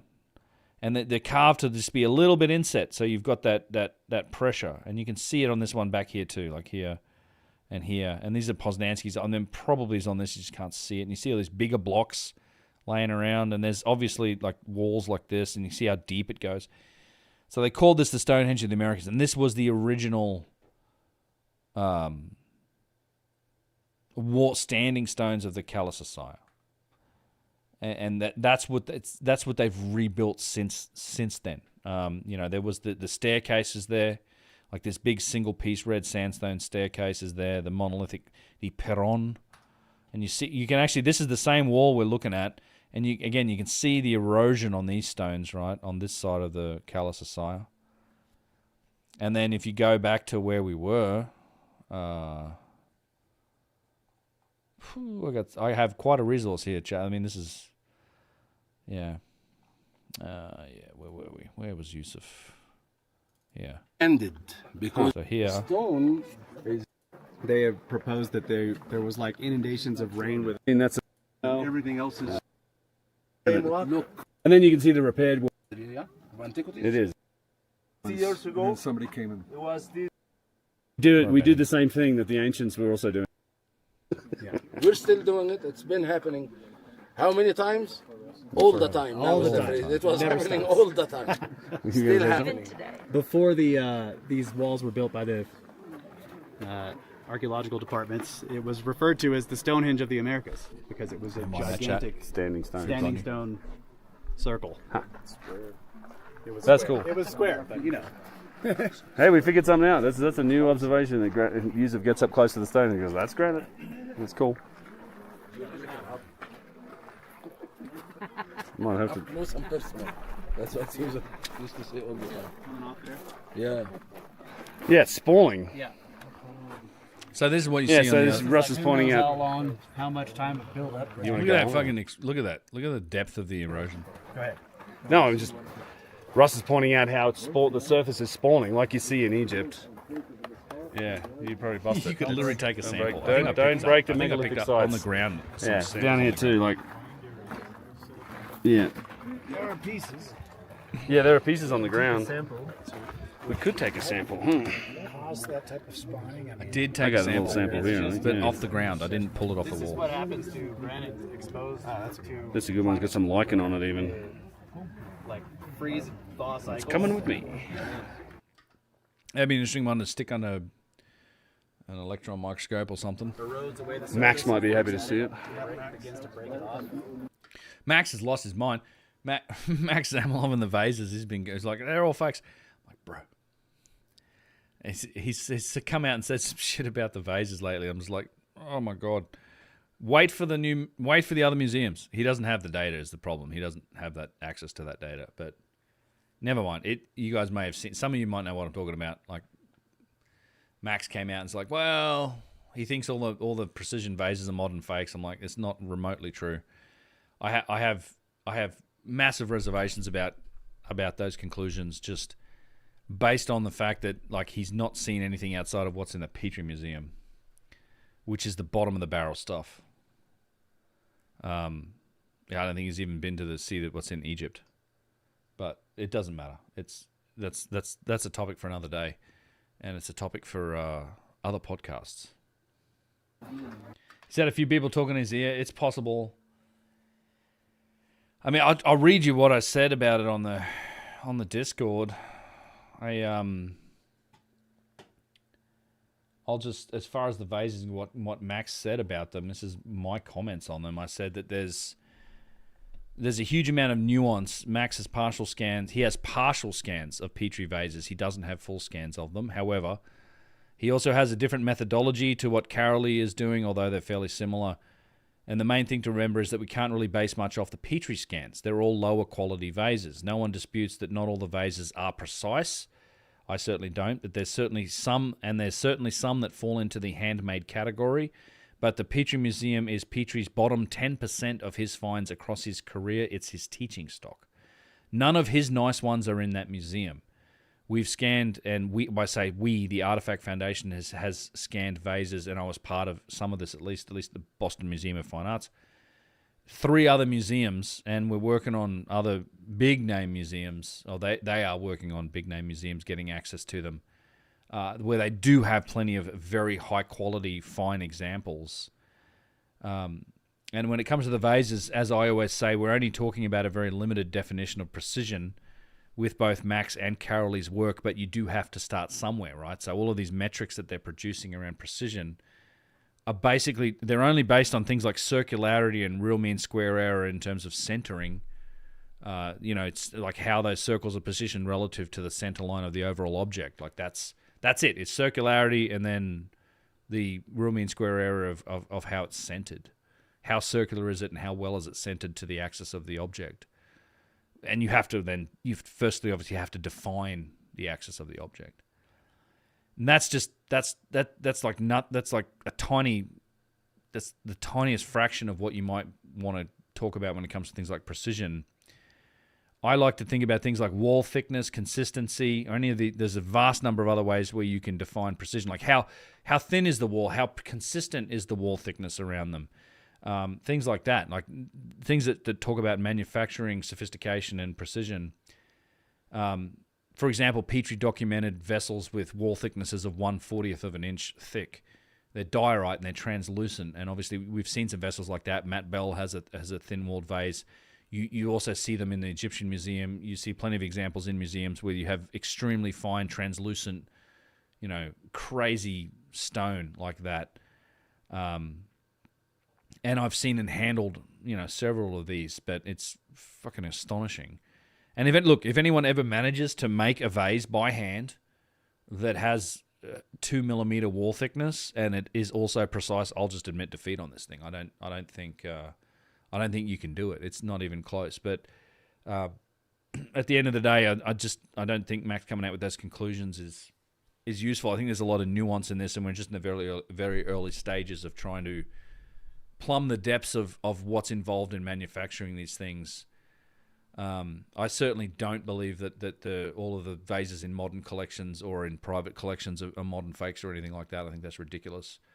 I will also say that on the behind the scenes, there's some bullshit infighting going on between the different factions that are involved in this. Nothing to do with me. Like I'm like the daddy they all come to because I'm the one who put it all out there.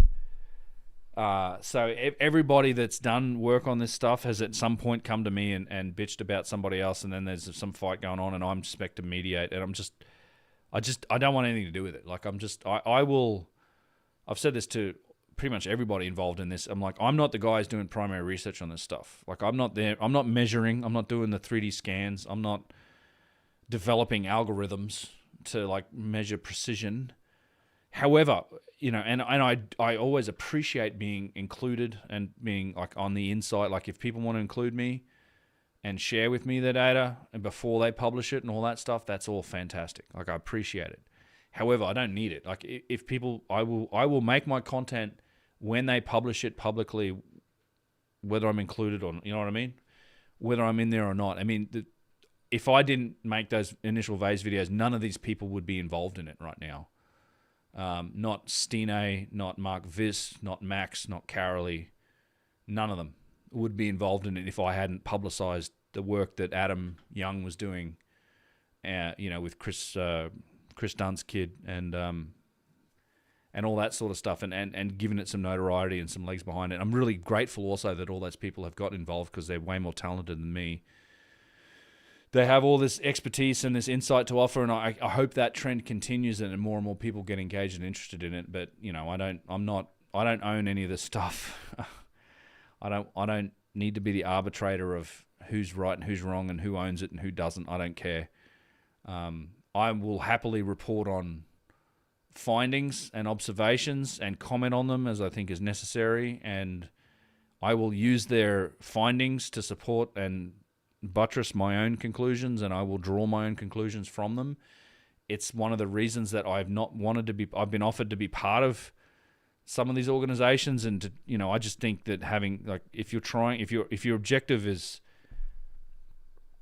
scientific papers and peer-reviewed papers and trying to make progress in the academic world, I don't think having me on your team would necessarily help you, because I think if archaeologists or academics, they recognize my name, they see me on there, they're going to go, this guy's a YouTube speculator who thinks that there was a lost ancient civilization, blah, blah, blah, blah, blah.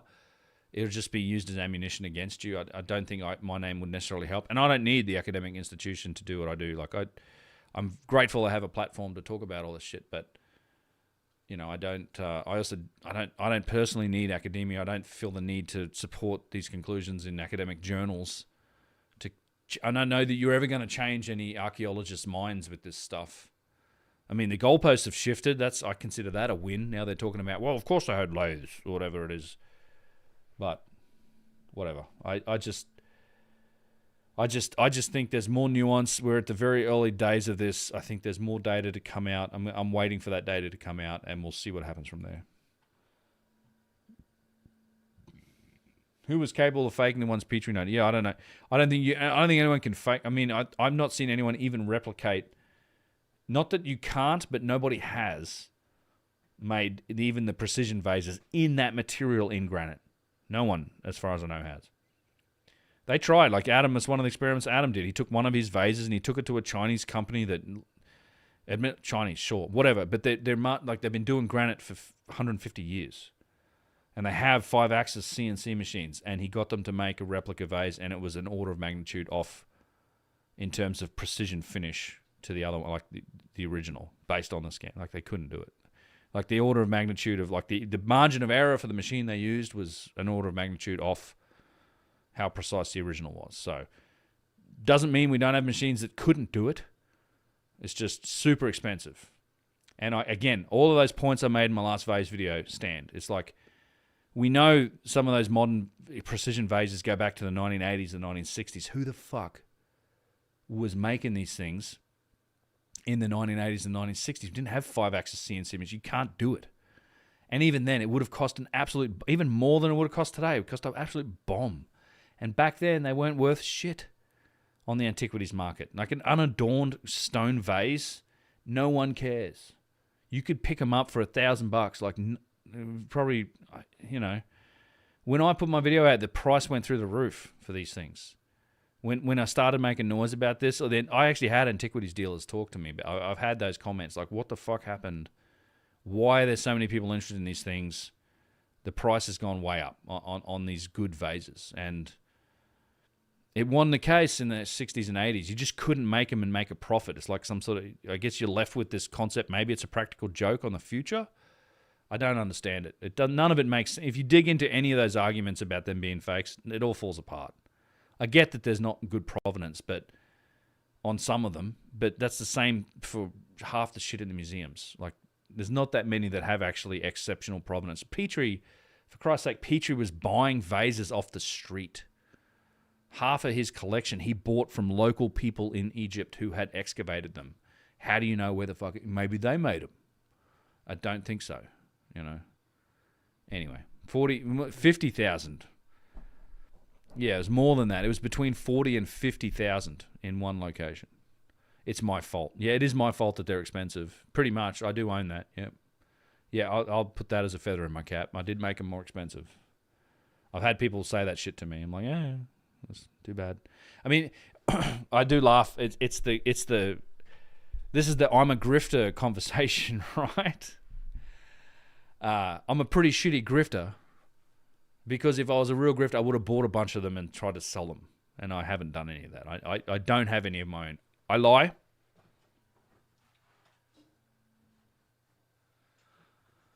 I had a very generous and supportive patron send me one, a tiny little one that I treasure, and it's this one. Look at this. Beautiful little breccia vase. Someone actually sent me a legit tiny little private collection with lug handles vase, and I treasure this thing. I am extremely grateful to that person. I will treasure it. So, yeah, I'm super happy about that. So, you've got to buy them all first. Yeah, exactly. Business 101. What am I doing? I'm shitty grifter. I need to go to grifting school. Wow. And this is why when you're quarrying granite, you got to dig down. You don't want this crap. But it's not by the edge. It's in a little baggie. It doesn't actually feel that delicate. However, I will not drop it. Trust me. Yeah, this is high quality. You guys have got 3 minutes left. 2 minutes. I'm going to get another drink. I'll be right back. Watch this little talk about the granite. I don't know what he's going to say. We'll find out. Not like the Aswan granite, you see these big centimeter size quartz crystals all through the rock. This one is, I've never seen big chunks of feldspar like that, and then when you look at the fine grain, it's kind of the same. It's all this feldspar, which is a softer. Yeah, feldspar is one of the softer minerals of granite. I'd like to know where the quarry is. Yeah. I have no idea about a granite quarry around here. Yeah.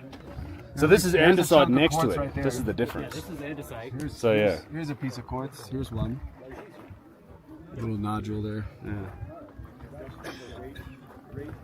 Yes, and that's the difference, right? This is the typical andesite that you'll see all over this side and the other one, but these are granite. Shit. My wife's out, Rel's out there laughing.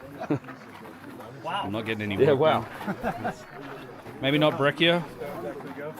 It's limestone. I mean, Poznansky might have dug them up. I have to look in the pictures, how deep they went. We don't know what they're sitting on. Yeah. Going to bed, fictional history. Good night, bro. Yeah, so his pictures show them, like I said, the Stonehenge of the Americas. These big standing stones. Questions? John, I appreciate that. Calling me a treasure to humanity. I wouldn't go that far. I appreciate it. I would drink a potion from it too. I've not done that yet. But I'd probably be lying if I said I hadn't drank a beer out of one of these 3D printed ones. That might have happened at some conference somewhere, if memory serves. Do the ruins ever make you feel sadness?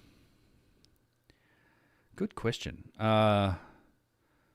I mean, yeah, a little bit, I guess, when I think about what they were and how much destruction they've suffered.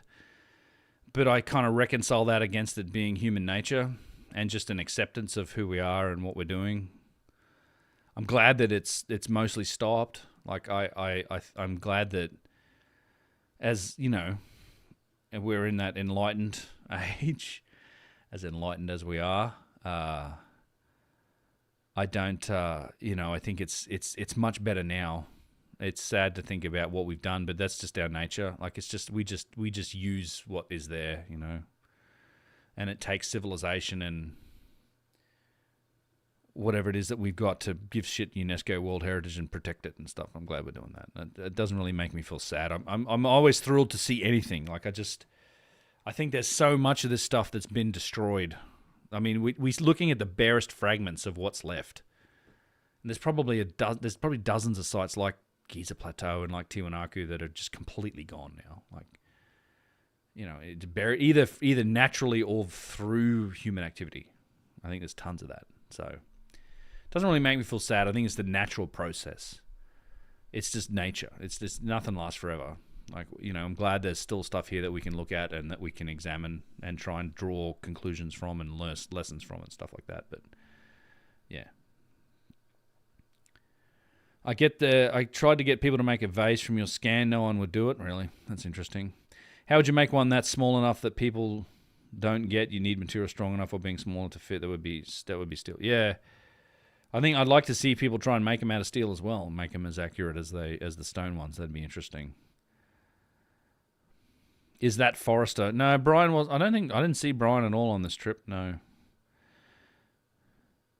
Crypto Kev, man, 1759. Thank you for the $5, dude. Eldari for the win.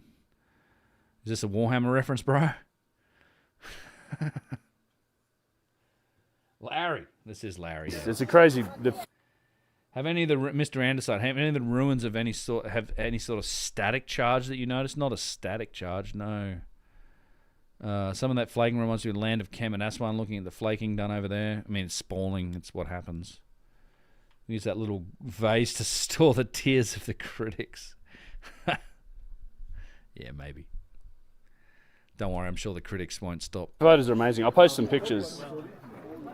Well, so a little bit just between you and me, chat. Like, I know I'm going to Egypt here in a few weeks, but I'm going back to Austin. You guys can probably guess why. In a week or so here, before I go to Egypt. So somebody insisted I come back on their podcast again. So that should be fun. The Telegram, and I'll give you guys. I have them online in my. So yeah, the critics will probably spark up. Photo gallery. I'll give you all the passwords to. It's like a Patreon page that I scanned all these pictures. I am amazed. So that's the monumental Perron, the stone stair step. But I love this. You can just see the huge monolithic kind of original architecture here. Yeah. Finally going on Kill Tony, bro. I'm not a stand-up comedian. Wouldn't know what to do. Although maybe I'll get to the club. That'd be nice. Go ahead. I am amazed. Both previous times I came here, I thought these were sandstone. Yeah. The fact that they're granite changes A lot. Sandstone is far easier to work.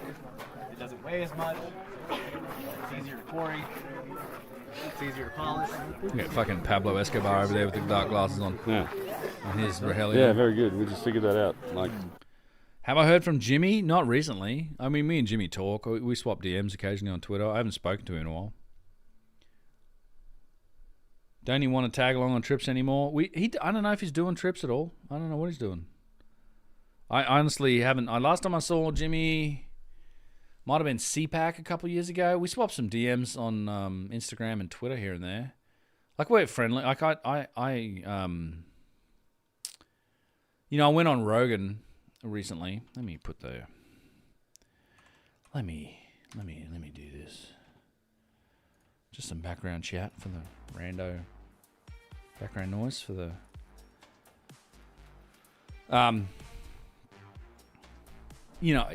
the first time I went on Rogan was with Jimmy, and I'm super grateful for that. Like,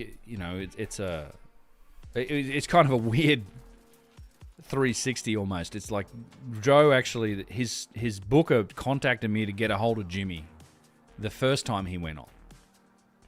I don't know, they couldn't get a hold of him or whatever, and so they emailed me, and I'm like, I wake up and I look at my phone. You see your phone, like you look at your phone, you go, oh, you see your emails. I mean, with my email program, it's like subject, and then like the first sort of 6 letters or 6 words of the sentence. And it's, Joe Rogan talent booker, and hey Ben, looking to get in contact, and then that's it. I'm like, oh my God. Open up the email, you go to the bathroom, whatever. Looking to get in contact with Jimmy. Can you help us? Joe really wants to have him on the podcast. I'm like, always the bridesmaid. And then, so of course I can't. At that point, we'd done these tours, Peru just then. I'm like, I call him. I'm like, listen, dude, check your fucking email, because he's like, I thought it was spam or some shit. I'm like, it's not spam. You need to answer this email if you want it. And he's like, oh my God. And so he did, and he was super excited. And we talked a lot about Egypt. Like, we spent hours on the phone yapping and stuff. And he had a great, his first show on Rogan was great. And then the second time, it was like a year later maybe or something like that. And he called me and he's like, hey, I've got some great news. He's bouncing off the walls. He's like, we're going on Rogan. I'm bringing you with me, because like he asked, or Rogan asked someone, because they'd mentioned me. He wanted to bring me. So I went on, and that was great. And I met Joe. But he talked about me on the first one too, and he, here and there, Rogan had mentioned my shit. And anyway, so I went on with Jimmy.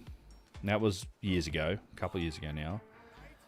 And so I go on recently, almost like a solo me appearance, and then there were people like saying shit in the comments. I noticed that were like, "Oh, thank God." not without Jimmy or whatever. I'm like, just settle the fuck down, you know. Like, I'm very grateful to Jimmy. Like, we have different styles, different approaches, and he's fighting the fight, and I don't fight the same fights he does. You know, I'm not looking to get in the. I do my thing, right? My approach is to just do my research. I put it out there. I'm not looking to. People can make up their own mind. They can watch my stuff. They can watch criticism, whatever they want to do. Like I'm just looking to. My approach is a little different, and that's not to say it's better or worse.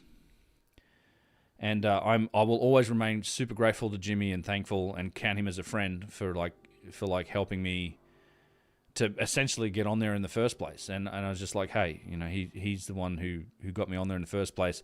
Whether or not I might have got on there, who knows? You can't ever say, but I'm always grateful for him for getting me on there. So, you know, he does his thing. You know, he's definitely fighting the fight on. He's figured out how to fight it on Twitter, and that's great. I look at the tweets and stuff and all that. I'm just not.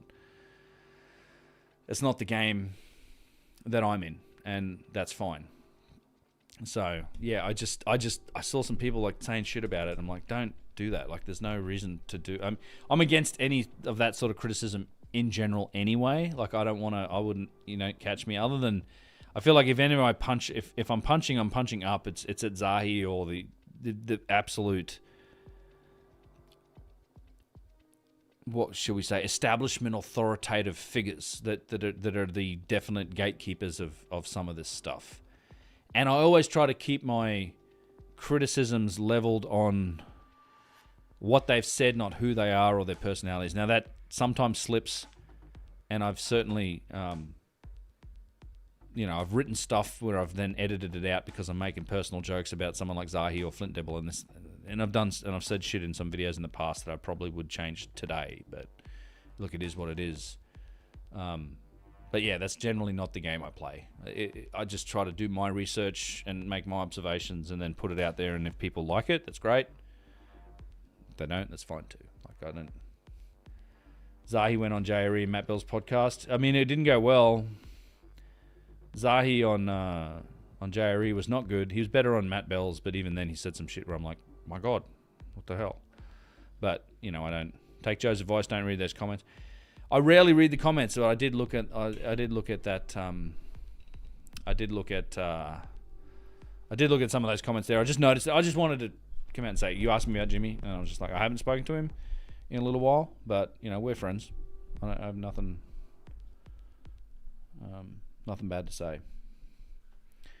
I think he was hoping Zahi would be a hit, and he bombed. Zahi bombed everywhere. It just is what it is. Zahi's, if any of you guys call, I did do some streams trying to, and I deleted them straight away because it was literally a thing for people who were there at the time. I did some streams talking about, like, responding to the Zahi JRE episode, and it was very difficult for me just to, like, I spent 2 hours getting through the first 30 minutes, you know?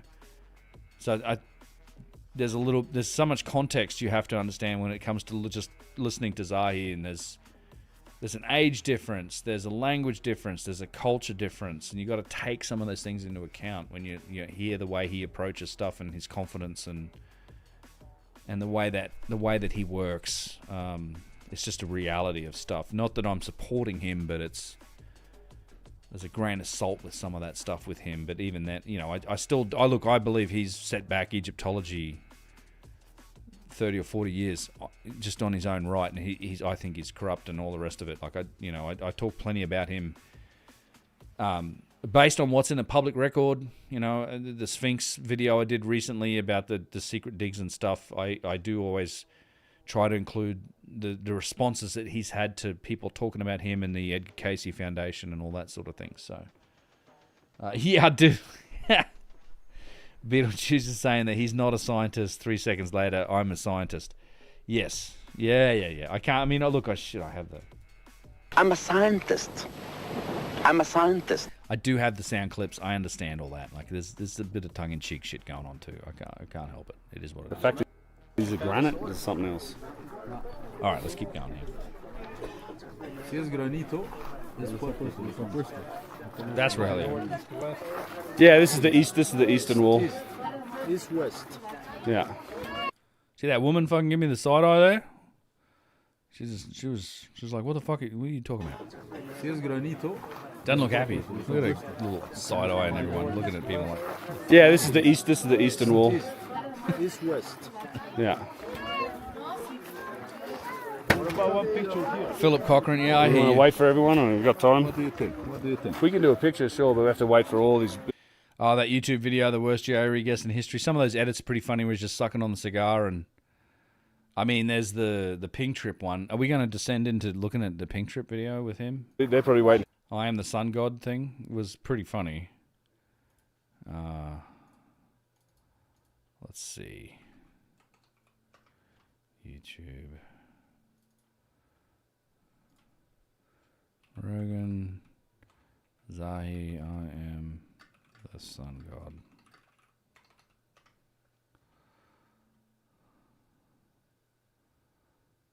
Oh, come on. Ping Trip.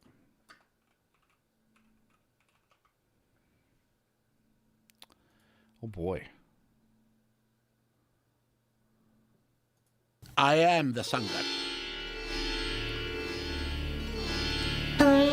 Okay. You think that you're God. Listen.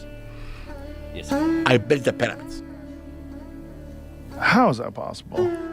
Listen, Joe. I built the pyramid as I told you. I am a god. I built Egypt. Yeah, sure. Right. And I'm Santa Claus. It's written.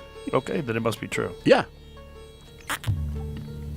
How would someone possibly move those stones from 500 miles away, From National 50 project, to bro? 80 ton Okay. blocks, and put them 120 feet up in the ceiling? Look.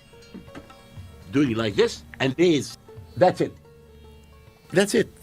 You're He did that shit. crazy. I was like- All of it is fucking crazy. Remember, I told you. I am the sun god. Shut the fuck up. I do miracles.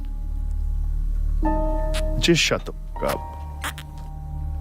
I'm going to show the whole world that I am the sun god. Why are you doing this? This is so dumb. You know, do you believe in magic? Why?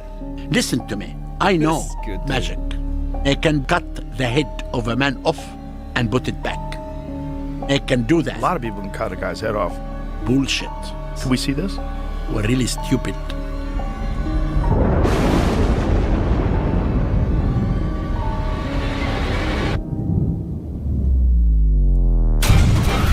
I am the sun god.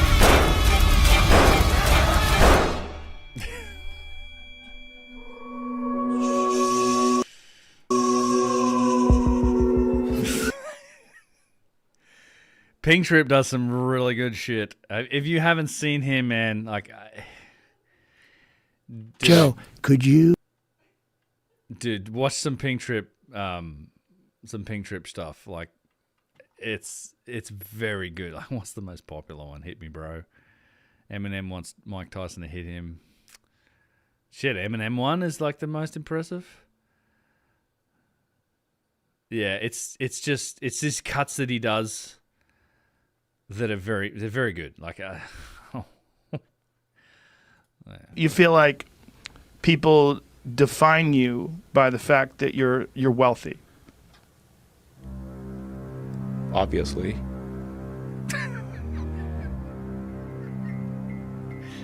I've always speculated that aliens could potentially be us in the future. Yeah. I was watching a video today that we played on a podcast earlier of a monkey riding a motorcycle down the street, jumps off the motorcycle and tries to steal a baby. He was riding a fucking motorcycle and then jumped off the motorcycle to try to steal a baby. Yeah. Like, why are you doing that? I don't understand. To be totally frank, I'm not your biggest fan. At a certain point, it's like talking to a tree. Okay, it's just boring. Whoa. You can talk to a tree. It's not very entertaining. I mean, it's boring if you ask me. What in the fuck? You're just too dumb. Your brain is slow. You're getting stupid again. does it really make sense for me to spend time in here, or should I be allocating that time to getting us to Mars? I should probably do the latter. Is that really how you think? You can aspire to improve. You can aspire to be less boring. Okay, well, you should stop before I jump back into the game of killing people. This is a tough moral quandary. It's like, what you can do? Kill you. Cut out all this nonsense. You're gonna die. Don't take it personally. Nobody lives forever. I kill 150 people every year. Holy shit! Yeah, anyway. Okay, so you guys just trust me. Look up Pink Trip. You'll entertain yourself. I can hear my wife out there laughing. You think you heard Rel's laugh in the background? You did, yeah. Yep, she's out there laughing at it. Swap energy tree and branch. The long pause. Yeah, he's a master. I've been watching Pink Trip since he had like 10,000 subs. I enjoy. Boy, I enjoy his stuff. It's funny. He's good. He's good. What can I say? All right. Perfect. Should we wait? Oh, we're done here. Okay. So I wanted to get to Ollantaytambo, which we're not going to get to. You know, let's just some pretty awesome other blocks here. Let's. Did I take a video of this? Let's see. I think I did a little short here. Did I do this one on? I can't remember if I made this a short. I think I did. The Pumapunku. It was hailing at Pumapunku. This from the original system. Yeah, with from the older system. Oh yeah, this was cool. I jumped over and I found these blocks. I was looking for them the first time we were there. We didn't see them. So just to come back to this funniest part of your day today. Thanks, Ben. Yeah, I wish I was had that sort of talent to do that sort of shit. It's pretty funny. You need to smoke a bowl now after seeing those. Yeah, smoke a bowl and watch the rest of them. You'll thank me later. It's some of them are fucking great. The ones with the women, yeah, he does a good job with those. But these, okay, one of the last things I'll get into, because we're going to wrap this up sooner or later here. Looks like something that Matt LaCroix's find around Lake Van. I met Matt once. We swapped. I met him at Gaia in Boulder or something, wherever Gaia is. And I met the CEO of Gaia, and I was just sick as a dog. I remember being like unwell, and I guess I lied when I said I wasn't sick since 2019, because I felt pretty sick that day. I was just unhappy to be there, and I was super low energy, and I was like, hello, and I just didn't have the energy to engage with Matt. It was really unfortunate. I felt bad about it ever since. I was just like, I'm just trying to eat some food and get some energy back for this interview I got to do. Yeah, it was the Gaia Ancient Civilizations when they had me on. Maybe it's because I'm a shitty performance. I think they asked me back, and I just never responded for like the next, whatever. However, that was after the Turkey tour back-to-back plus US citizenship. You are correct. Yes. Yeah, that was why I was worn down. It's because I had the Turkey tour, and I had to do a trip back to US to do my interview, and then it was like 2 days after I got home. It was just not what I was looking to do. Yeah. Mr. Barber, thank you, brother. Cheers. Peace and love to you too. So I like these because of the faceting. The facet, so the lines, the facets, the face on these things. It's faceted. Yeah. Like it's faceted is what he's saying. Crazy. And that one there too. Does it have a locking point? Well, this one looks like it might. See, it's... I might even jump over the ropes here, can't go over there. They both definitely have a wider channel. Yeah. Yeah, there's another one behind it. See the facets on it? Yeah. Yeah, they're slowly digging the stuff out. I did go over there later. Behind us. And this is... Oh yeah, this was cool. This was like the back wall of this. Yes, it's finer grained. So I did, before we go back, I'll just show you. I did jump over that wall. This is it here, yeah. So I was looking at this one, then I jumped over and went and looked at it. So see the facets? I mean, pretty clearly. Strange how it's done. It's not something you'd ever really achieve by or do by hand. I don't really get why. No, I found that. So this is the back wall of the Callus Asaya here. Well, this one looks like it might. Look.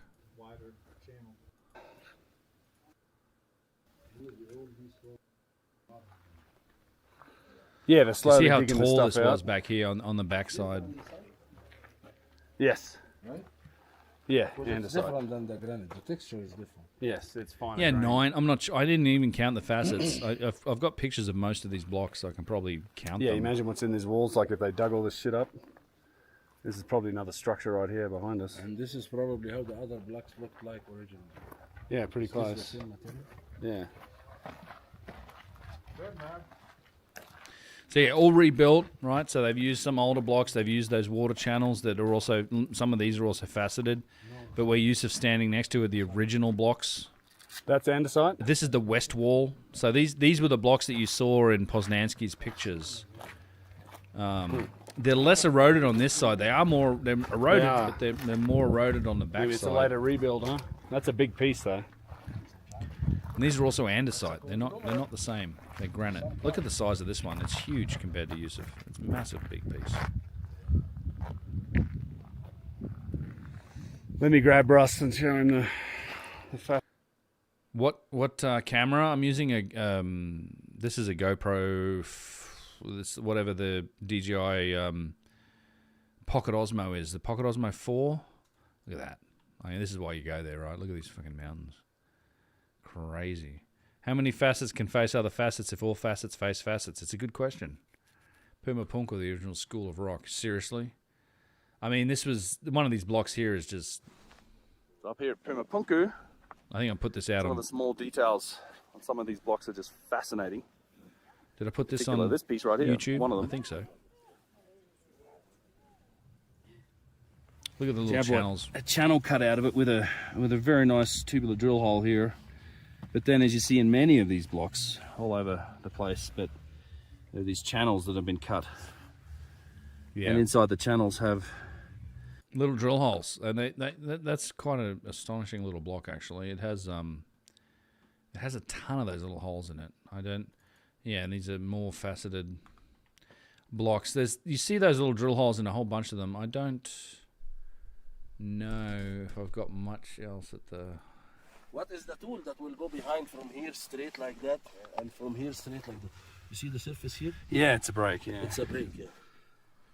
And then on the other side here, you have. Oh, it's so smooth in there. Yeah, very smooth. And here there is like an undercut, very thin, like 1 millimeter thick. See that? So what he's pointing out, and actually I want to make some fuss about this too, is that on this side here, like this, so this is a break. So they would cut this and see this is like a break, and then they like wore this down to make it flat. But all of this other surface, this surface here is all cut. And he's saying it, and we did notice this. I haven't looked at any footage of this stuff, but there's an undercut. There's like a very thin, like 1 millimeter undercut along this ridge here. So the saws come from this side in here, and it's just cut down a little bit past where this cut has come in this way. So it's definitely cut. How deep do those drill holes go? About this far. We measured them we got like a feather. We found a feather with like a quill on it, and we just poked that in, and they're all the same depth. It's like an inch, maybe a little bit more, something like that. I didn't see any that went much further than that, and I didn't take any measurements of anything. No, I have scans of stuff. About 1 millimeter thick. So imagine what kind of tool that can cut into a hard rock like that. Cut down here. Yeah. Well, it's cut this way and it's cut this way. I mean, this is cut surfaces, and this is a break, but this is one smooth. cut that leaves that surface. It's not a process of removing one and then another tip, a smaller tip, and then a finer tip, and then a finer tip, and then the polishing. So this is my phone. This process in the handwork by using these different tips. Yeah. Oh wow, that's so sweet. In order. But here you have this cut here and a cut here and then a break. Even you can see it's broke. the part where they chipped it off. Yeah. It's still a little bit organic too, like these two lines are not parallel. Yeah, well, that's funny with the H blocks too. They are off. They've measured they're not straight. There is like a slight beveling almost where they bend in as if something would slot in. I'm more interested in talking here than filming, but you get it, right? And hold, yeah. So they're not parallel. Which is funny because that's another feature you see on. Yusuf is so chill. I bet he's fun to hang with. You'd be correct. Yusuf's amazing. Like he's my brother. Like we're very close. We were talking today. Yeah, I can't wait to see him again in a couple of weeks. Like I'd give that guy whatever he needed in life, like 100%. He'd do the same for me. He'd give me the shirt off his back if it was the last shirt he had, kind of shit.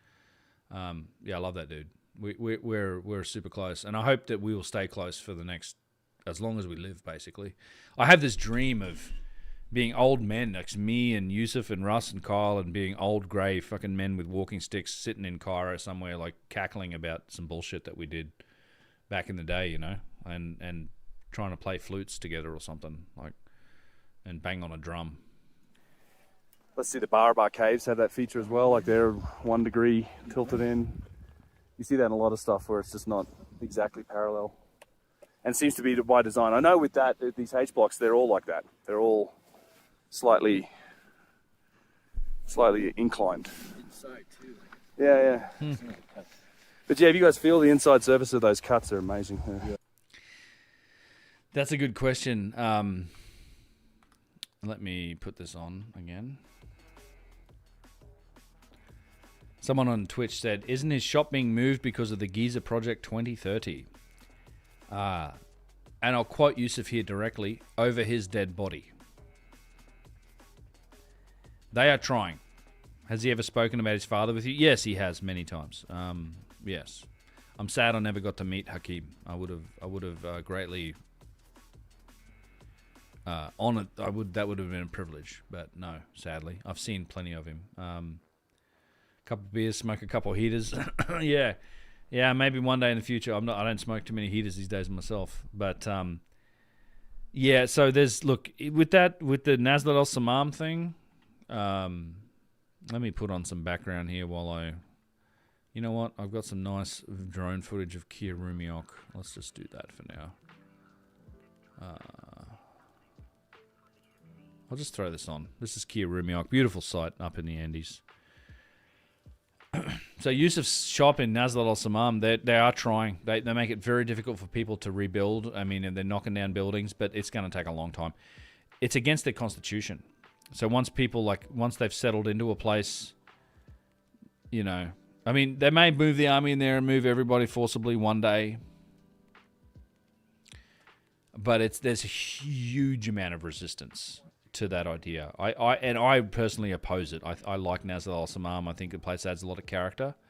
Is it a touristy, trappy sort of town? Is it, you know, you get harassed if you walk around there? You can, but I walk around there all the time. People, I mean, some of them know me. So the locals kind of know me a little bit now, but you can avoid, like, you know, I think it's, I hate the idea. I think where Yusuf lives and his views, and it is what it is. You can't shift people out. They may do it eventually, but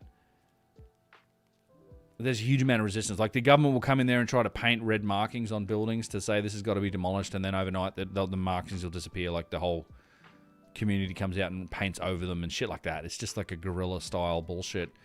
And they've been trying to do that for 20 years. And maybe it'll take them 50 more. I don't know. One day maybe, but hopefully it's after. I mean, you know, that's his family home. And as I said, it's against their constitution. Once somebody lives somewhere, the Egyptian constitution, they have a constitution. And it's like, once you live in a certain place without conflict for a certain number of years, it becomes yours inalienably, like your land, your home. And his family has lived there, and they can trace their records back there more than 100 years where he lives. And it's been his family's home. You know, multiple generations of his family, him, his brothers, his sisters. There's a huge number of people that live there right now. You know, Yusuf has a room there, but he has a place around the corner as well. But has he ever shown you an area of Egypt that you cannot talk about? Yeah. Color correct that cell phone footage if you need to use Legetu. Thank you. Yeah, man. We might do that at some point. Have I been to places? I mean, I've been to places in Egypt that I don't often. Sometimes on the streams I'll show you pictures of, like rooms full of human remains and stuff. Like, yeah, I don't. Some of them I'm a little cautious about putting into too many videos. I have little clips, little fragments of them here and there. But yeah, I've been to a few places that are definitely. I think if I made it public that I'd been in there, I'd got in there or whatever. You know, there'd be some consequences for, I think, some of the people on the ground, not necessarily Yusuf, but certainly the keepers that are at those sites. And that problem disappears with age too. So over I think, you know, in the future, there's certainly a possibility that I can share some more of that stuff. I mean, it's interesting. Some of it just shows you the depth of where these places go and what actually it looks like off the beaten path kind of deal. But yes, is the answer. I have been there. Have you gotten ever? I don't get claustrophobic, so no. I will shove myself into whatever gap I need to get in there, and I'm a big dude. So, first rule of Egypt Fight Club is don't talk. Yeah, first. I mean, there's been some never film your crimes. That's another good one. I mean, look, there's been some people. I won't name names. Some other content creators that have definitely gotten people in trouble in Egypt, and I've heard about it from them. Again, not Yusuf, but people on sites, you know, the keepers and the guys that the guys you bribe to get into places. Like we bribe, you know, bribing and bakshish is a way of life. Like it's just it's like offerings at a temple. In the past, you made them to the priest. Now you make them to the guards. Just a different sort of priest now. You make the offering, and you can do the thing. But it's like if you make a big deal out of the thing, then you get the priest in trouble. And that's what happens. And I know a few content creators that have gotten some people sent back to fucking camel jockey purgatory and shit like that for like 6 months before they get their job back, and they get deprived of an income for 6 months. Stuff like that. Like, not good. And I've had people bitch and moan at me and Yusuf about it on sites, because like Yusuf is one. He's monstrously generous. Like he just. You know, it's a charity. He believes in supporting and sharing the wealth. I mean, trust me, he doesn't hold back when it comes to spreading the wealth. And it's one of the things I really admire about him, to be honest. He's very, what's the word? He's just altruistic. Like he just believes in the common good. He cares about all the people. Cares about the kid. Like if there are random kids in the desert out somewhere, he'll be handing them money. Like I've seen literally random children playing at places like Abu Ghraib, and he starts handing them money, and like this, he talks to them. He just takes an interest. He loves kids.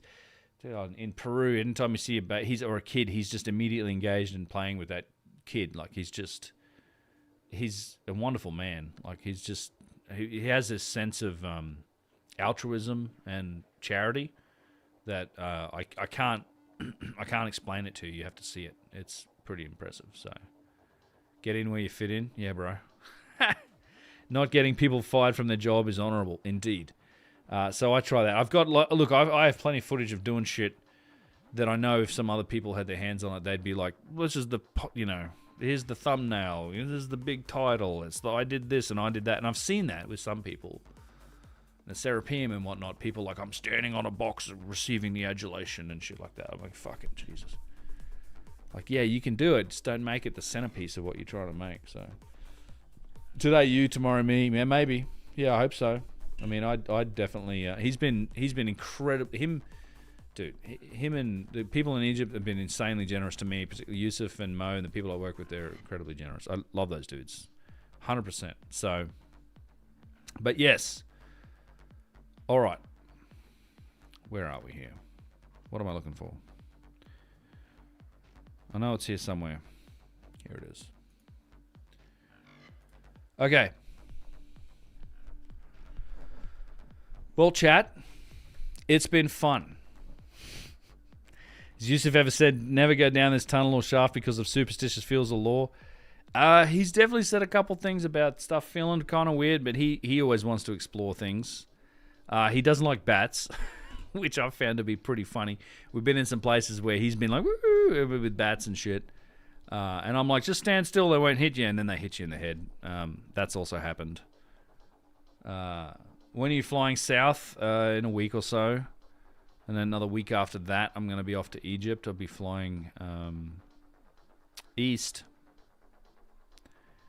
But yeah, he's just amazing. My brother, you know, like I'm so happy that I've met that man, regardless of what we do, but whatever. It's just he's awesome. So yeah, I'll be there. We need to ask a quantum computer how they built the pyramids. As soon as AI gets to that level, maybe they'll fucking tell us and they'll solve it. We'll know then. But in the meantime, I am planning on doing a video about those lazy stones on Ollantaytambo. I will do my best to get that out before I leave for Egypt. We'll see how we go. I'll also try and stream a little bit more in the coming week or so. Maybe I'll stream before I go to Rogan. Austin. Never mind, I didn't say any R words. And then after I get back from that, we'll see how it goes. But thank you guys. Thank you guys for hanging out. Thank you so much for the support. The value for value, I appreciate it greatly. Thank you everyone on Twitch who subscribed. Thank you everybody in the YouTubes who left comments and who supported me with any little donations or anything like that. I appreciate it all greatly. Thank you guys so much. If you do like to know when I'm streaming, you can join my Discord. !Discord, at least in the Twitch chat, that'll work. But otherwise, it's pretty much, I think it's an invite. It's a link underneath all of my videos. You can join the Discord. I will notify people when I'm streaming. That's pretty much the only place I do it, so you can catch live streams there if you're on the Discord. Take it easy. And otherwise, I will catch everybody. And also Facebook. People on Facebook. Thank you. I see a couple comments on Facebook. Tony Deej says, do you know what the big announcement that Zahi Hawass will be making this week? No, I don't. He said there's a big announcement coming this month or this week or next week or something. He reckons there's going to be a giant, archaeology changing announcement. I've heard this one before. Maybe it's cool. Maybe he's going to say that the cuff ray scans are real and there's this giant, massive kilometer-long tunnels underneath the Gizzi Plateau. I have no idea. We'll find out. Last Quid, thank you so much for the invite, the Discord invite that's put into the YouTube chat. So, otherwise, you guys take it easy, and we'll catch you in the next one, hey? Have fun. Be good. Enjoy your weekend. And I'll see you guys next time I stream. Cheers now. Bye-bye.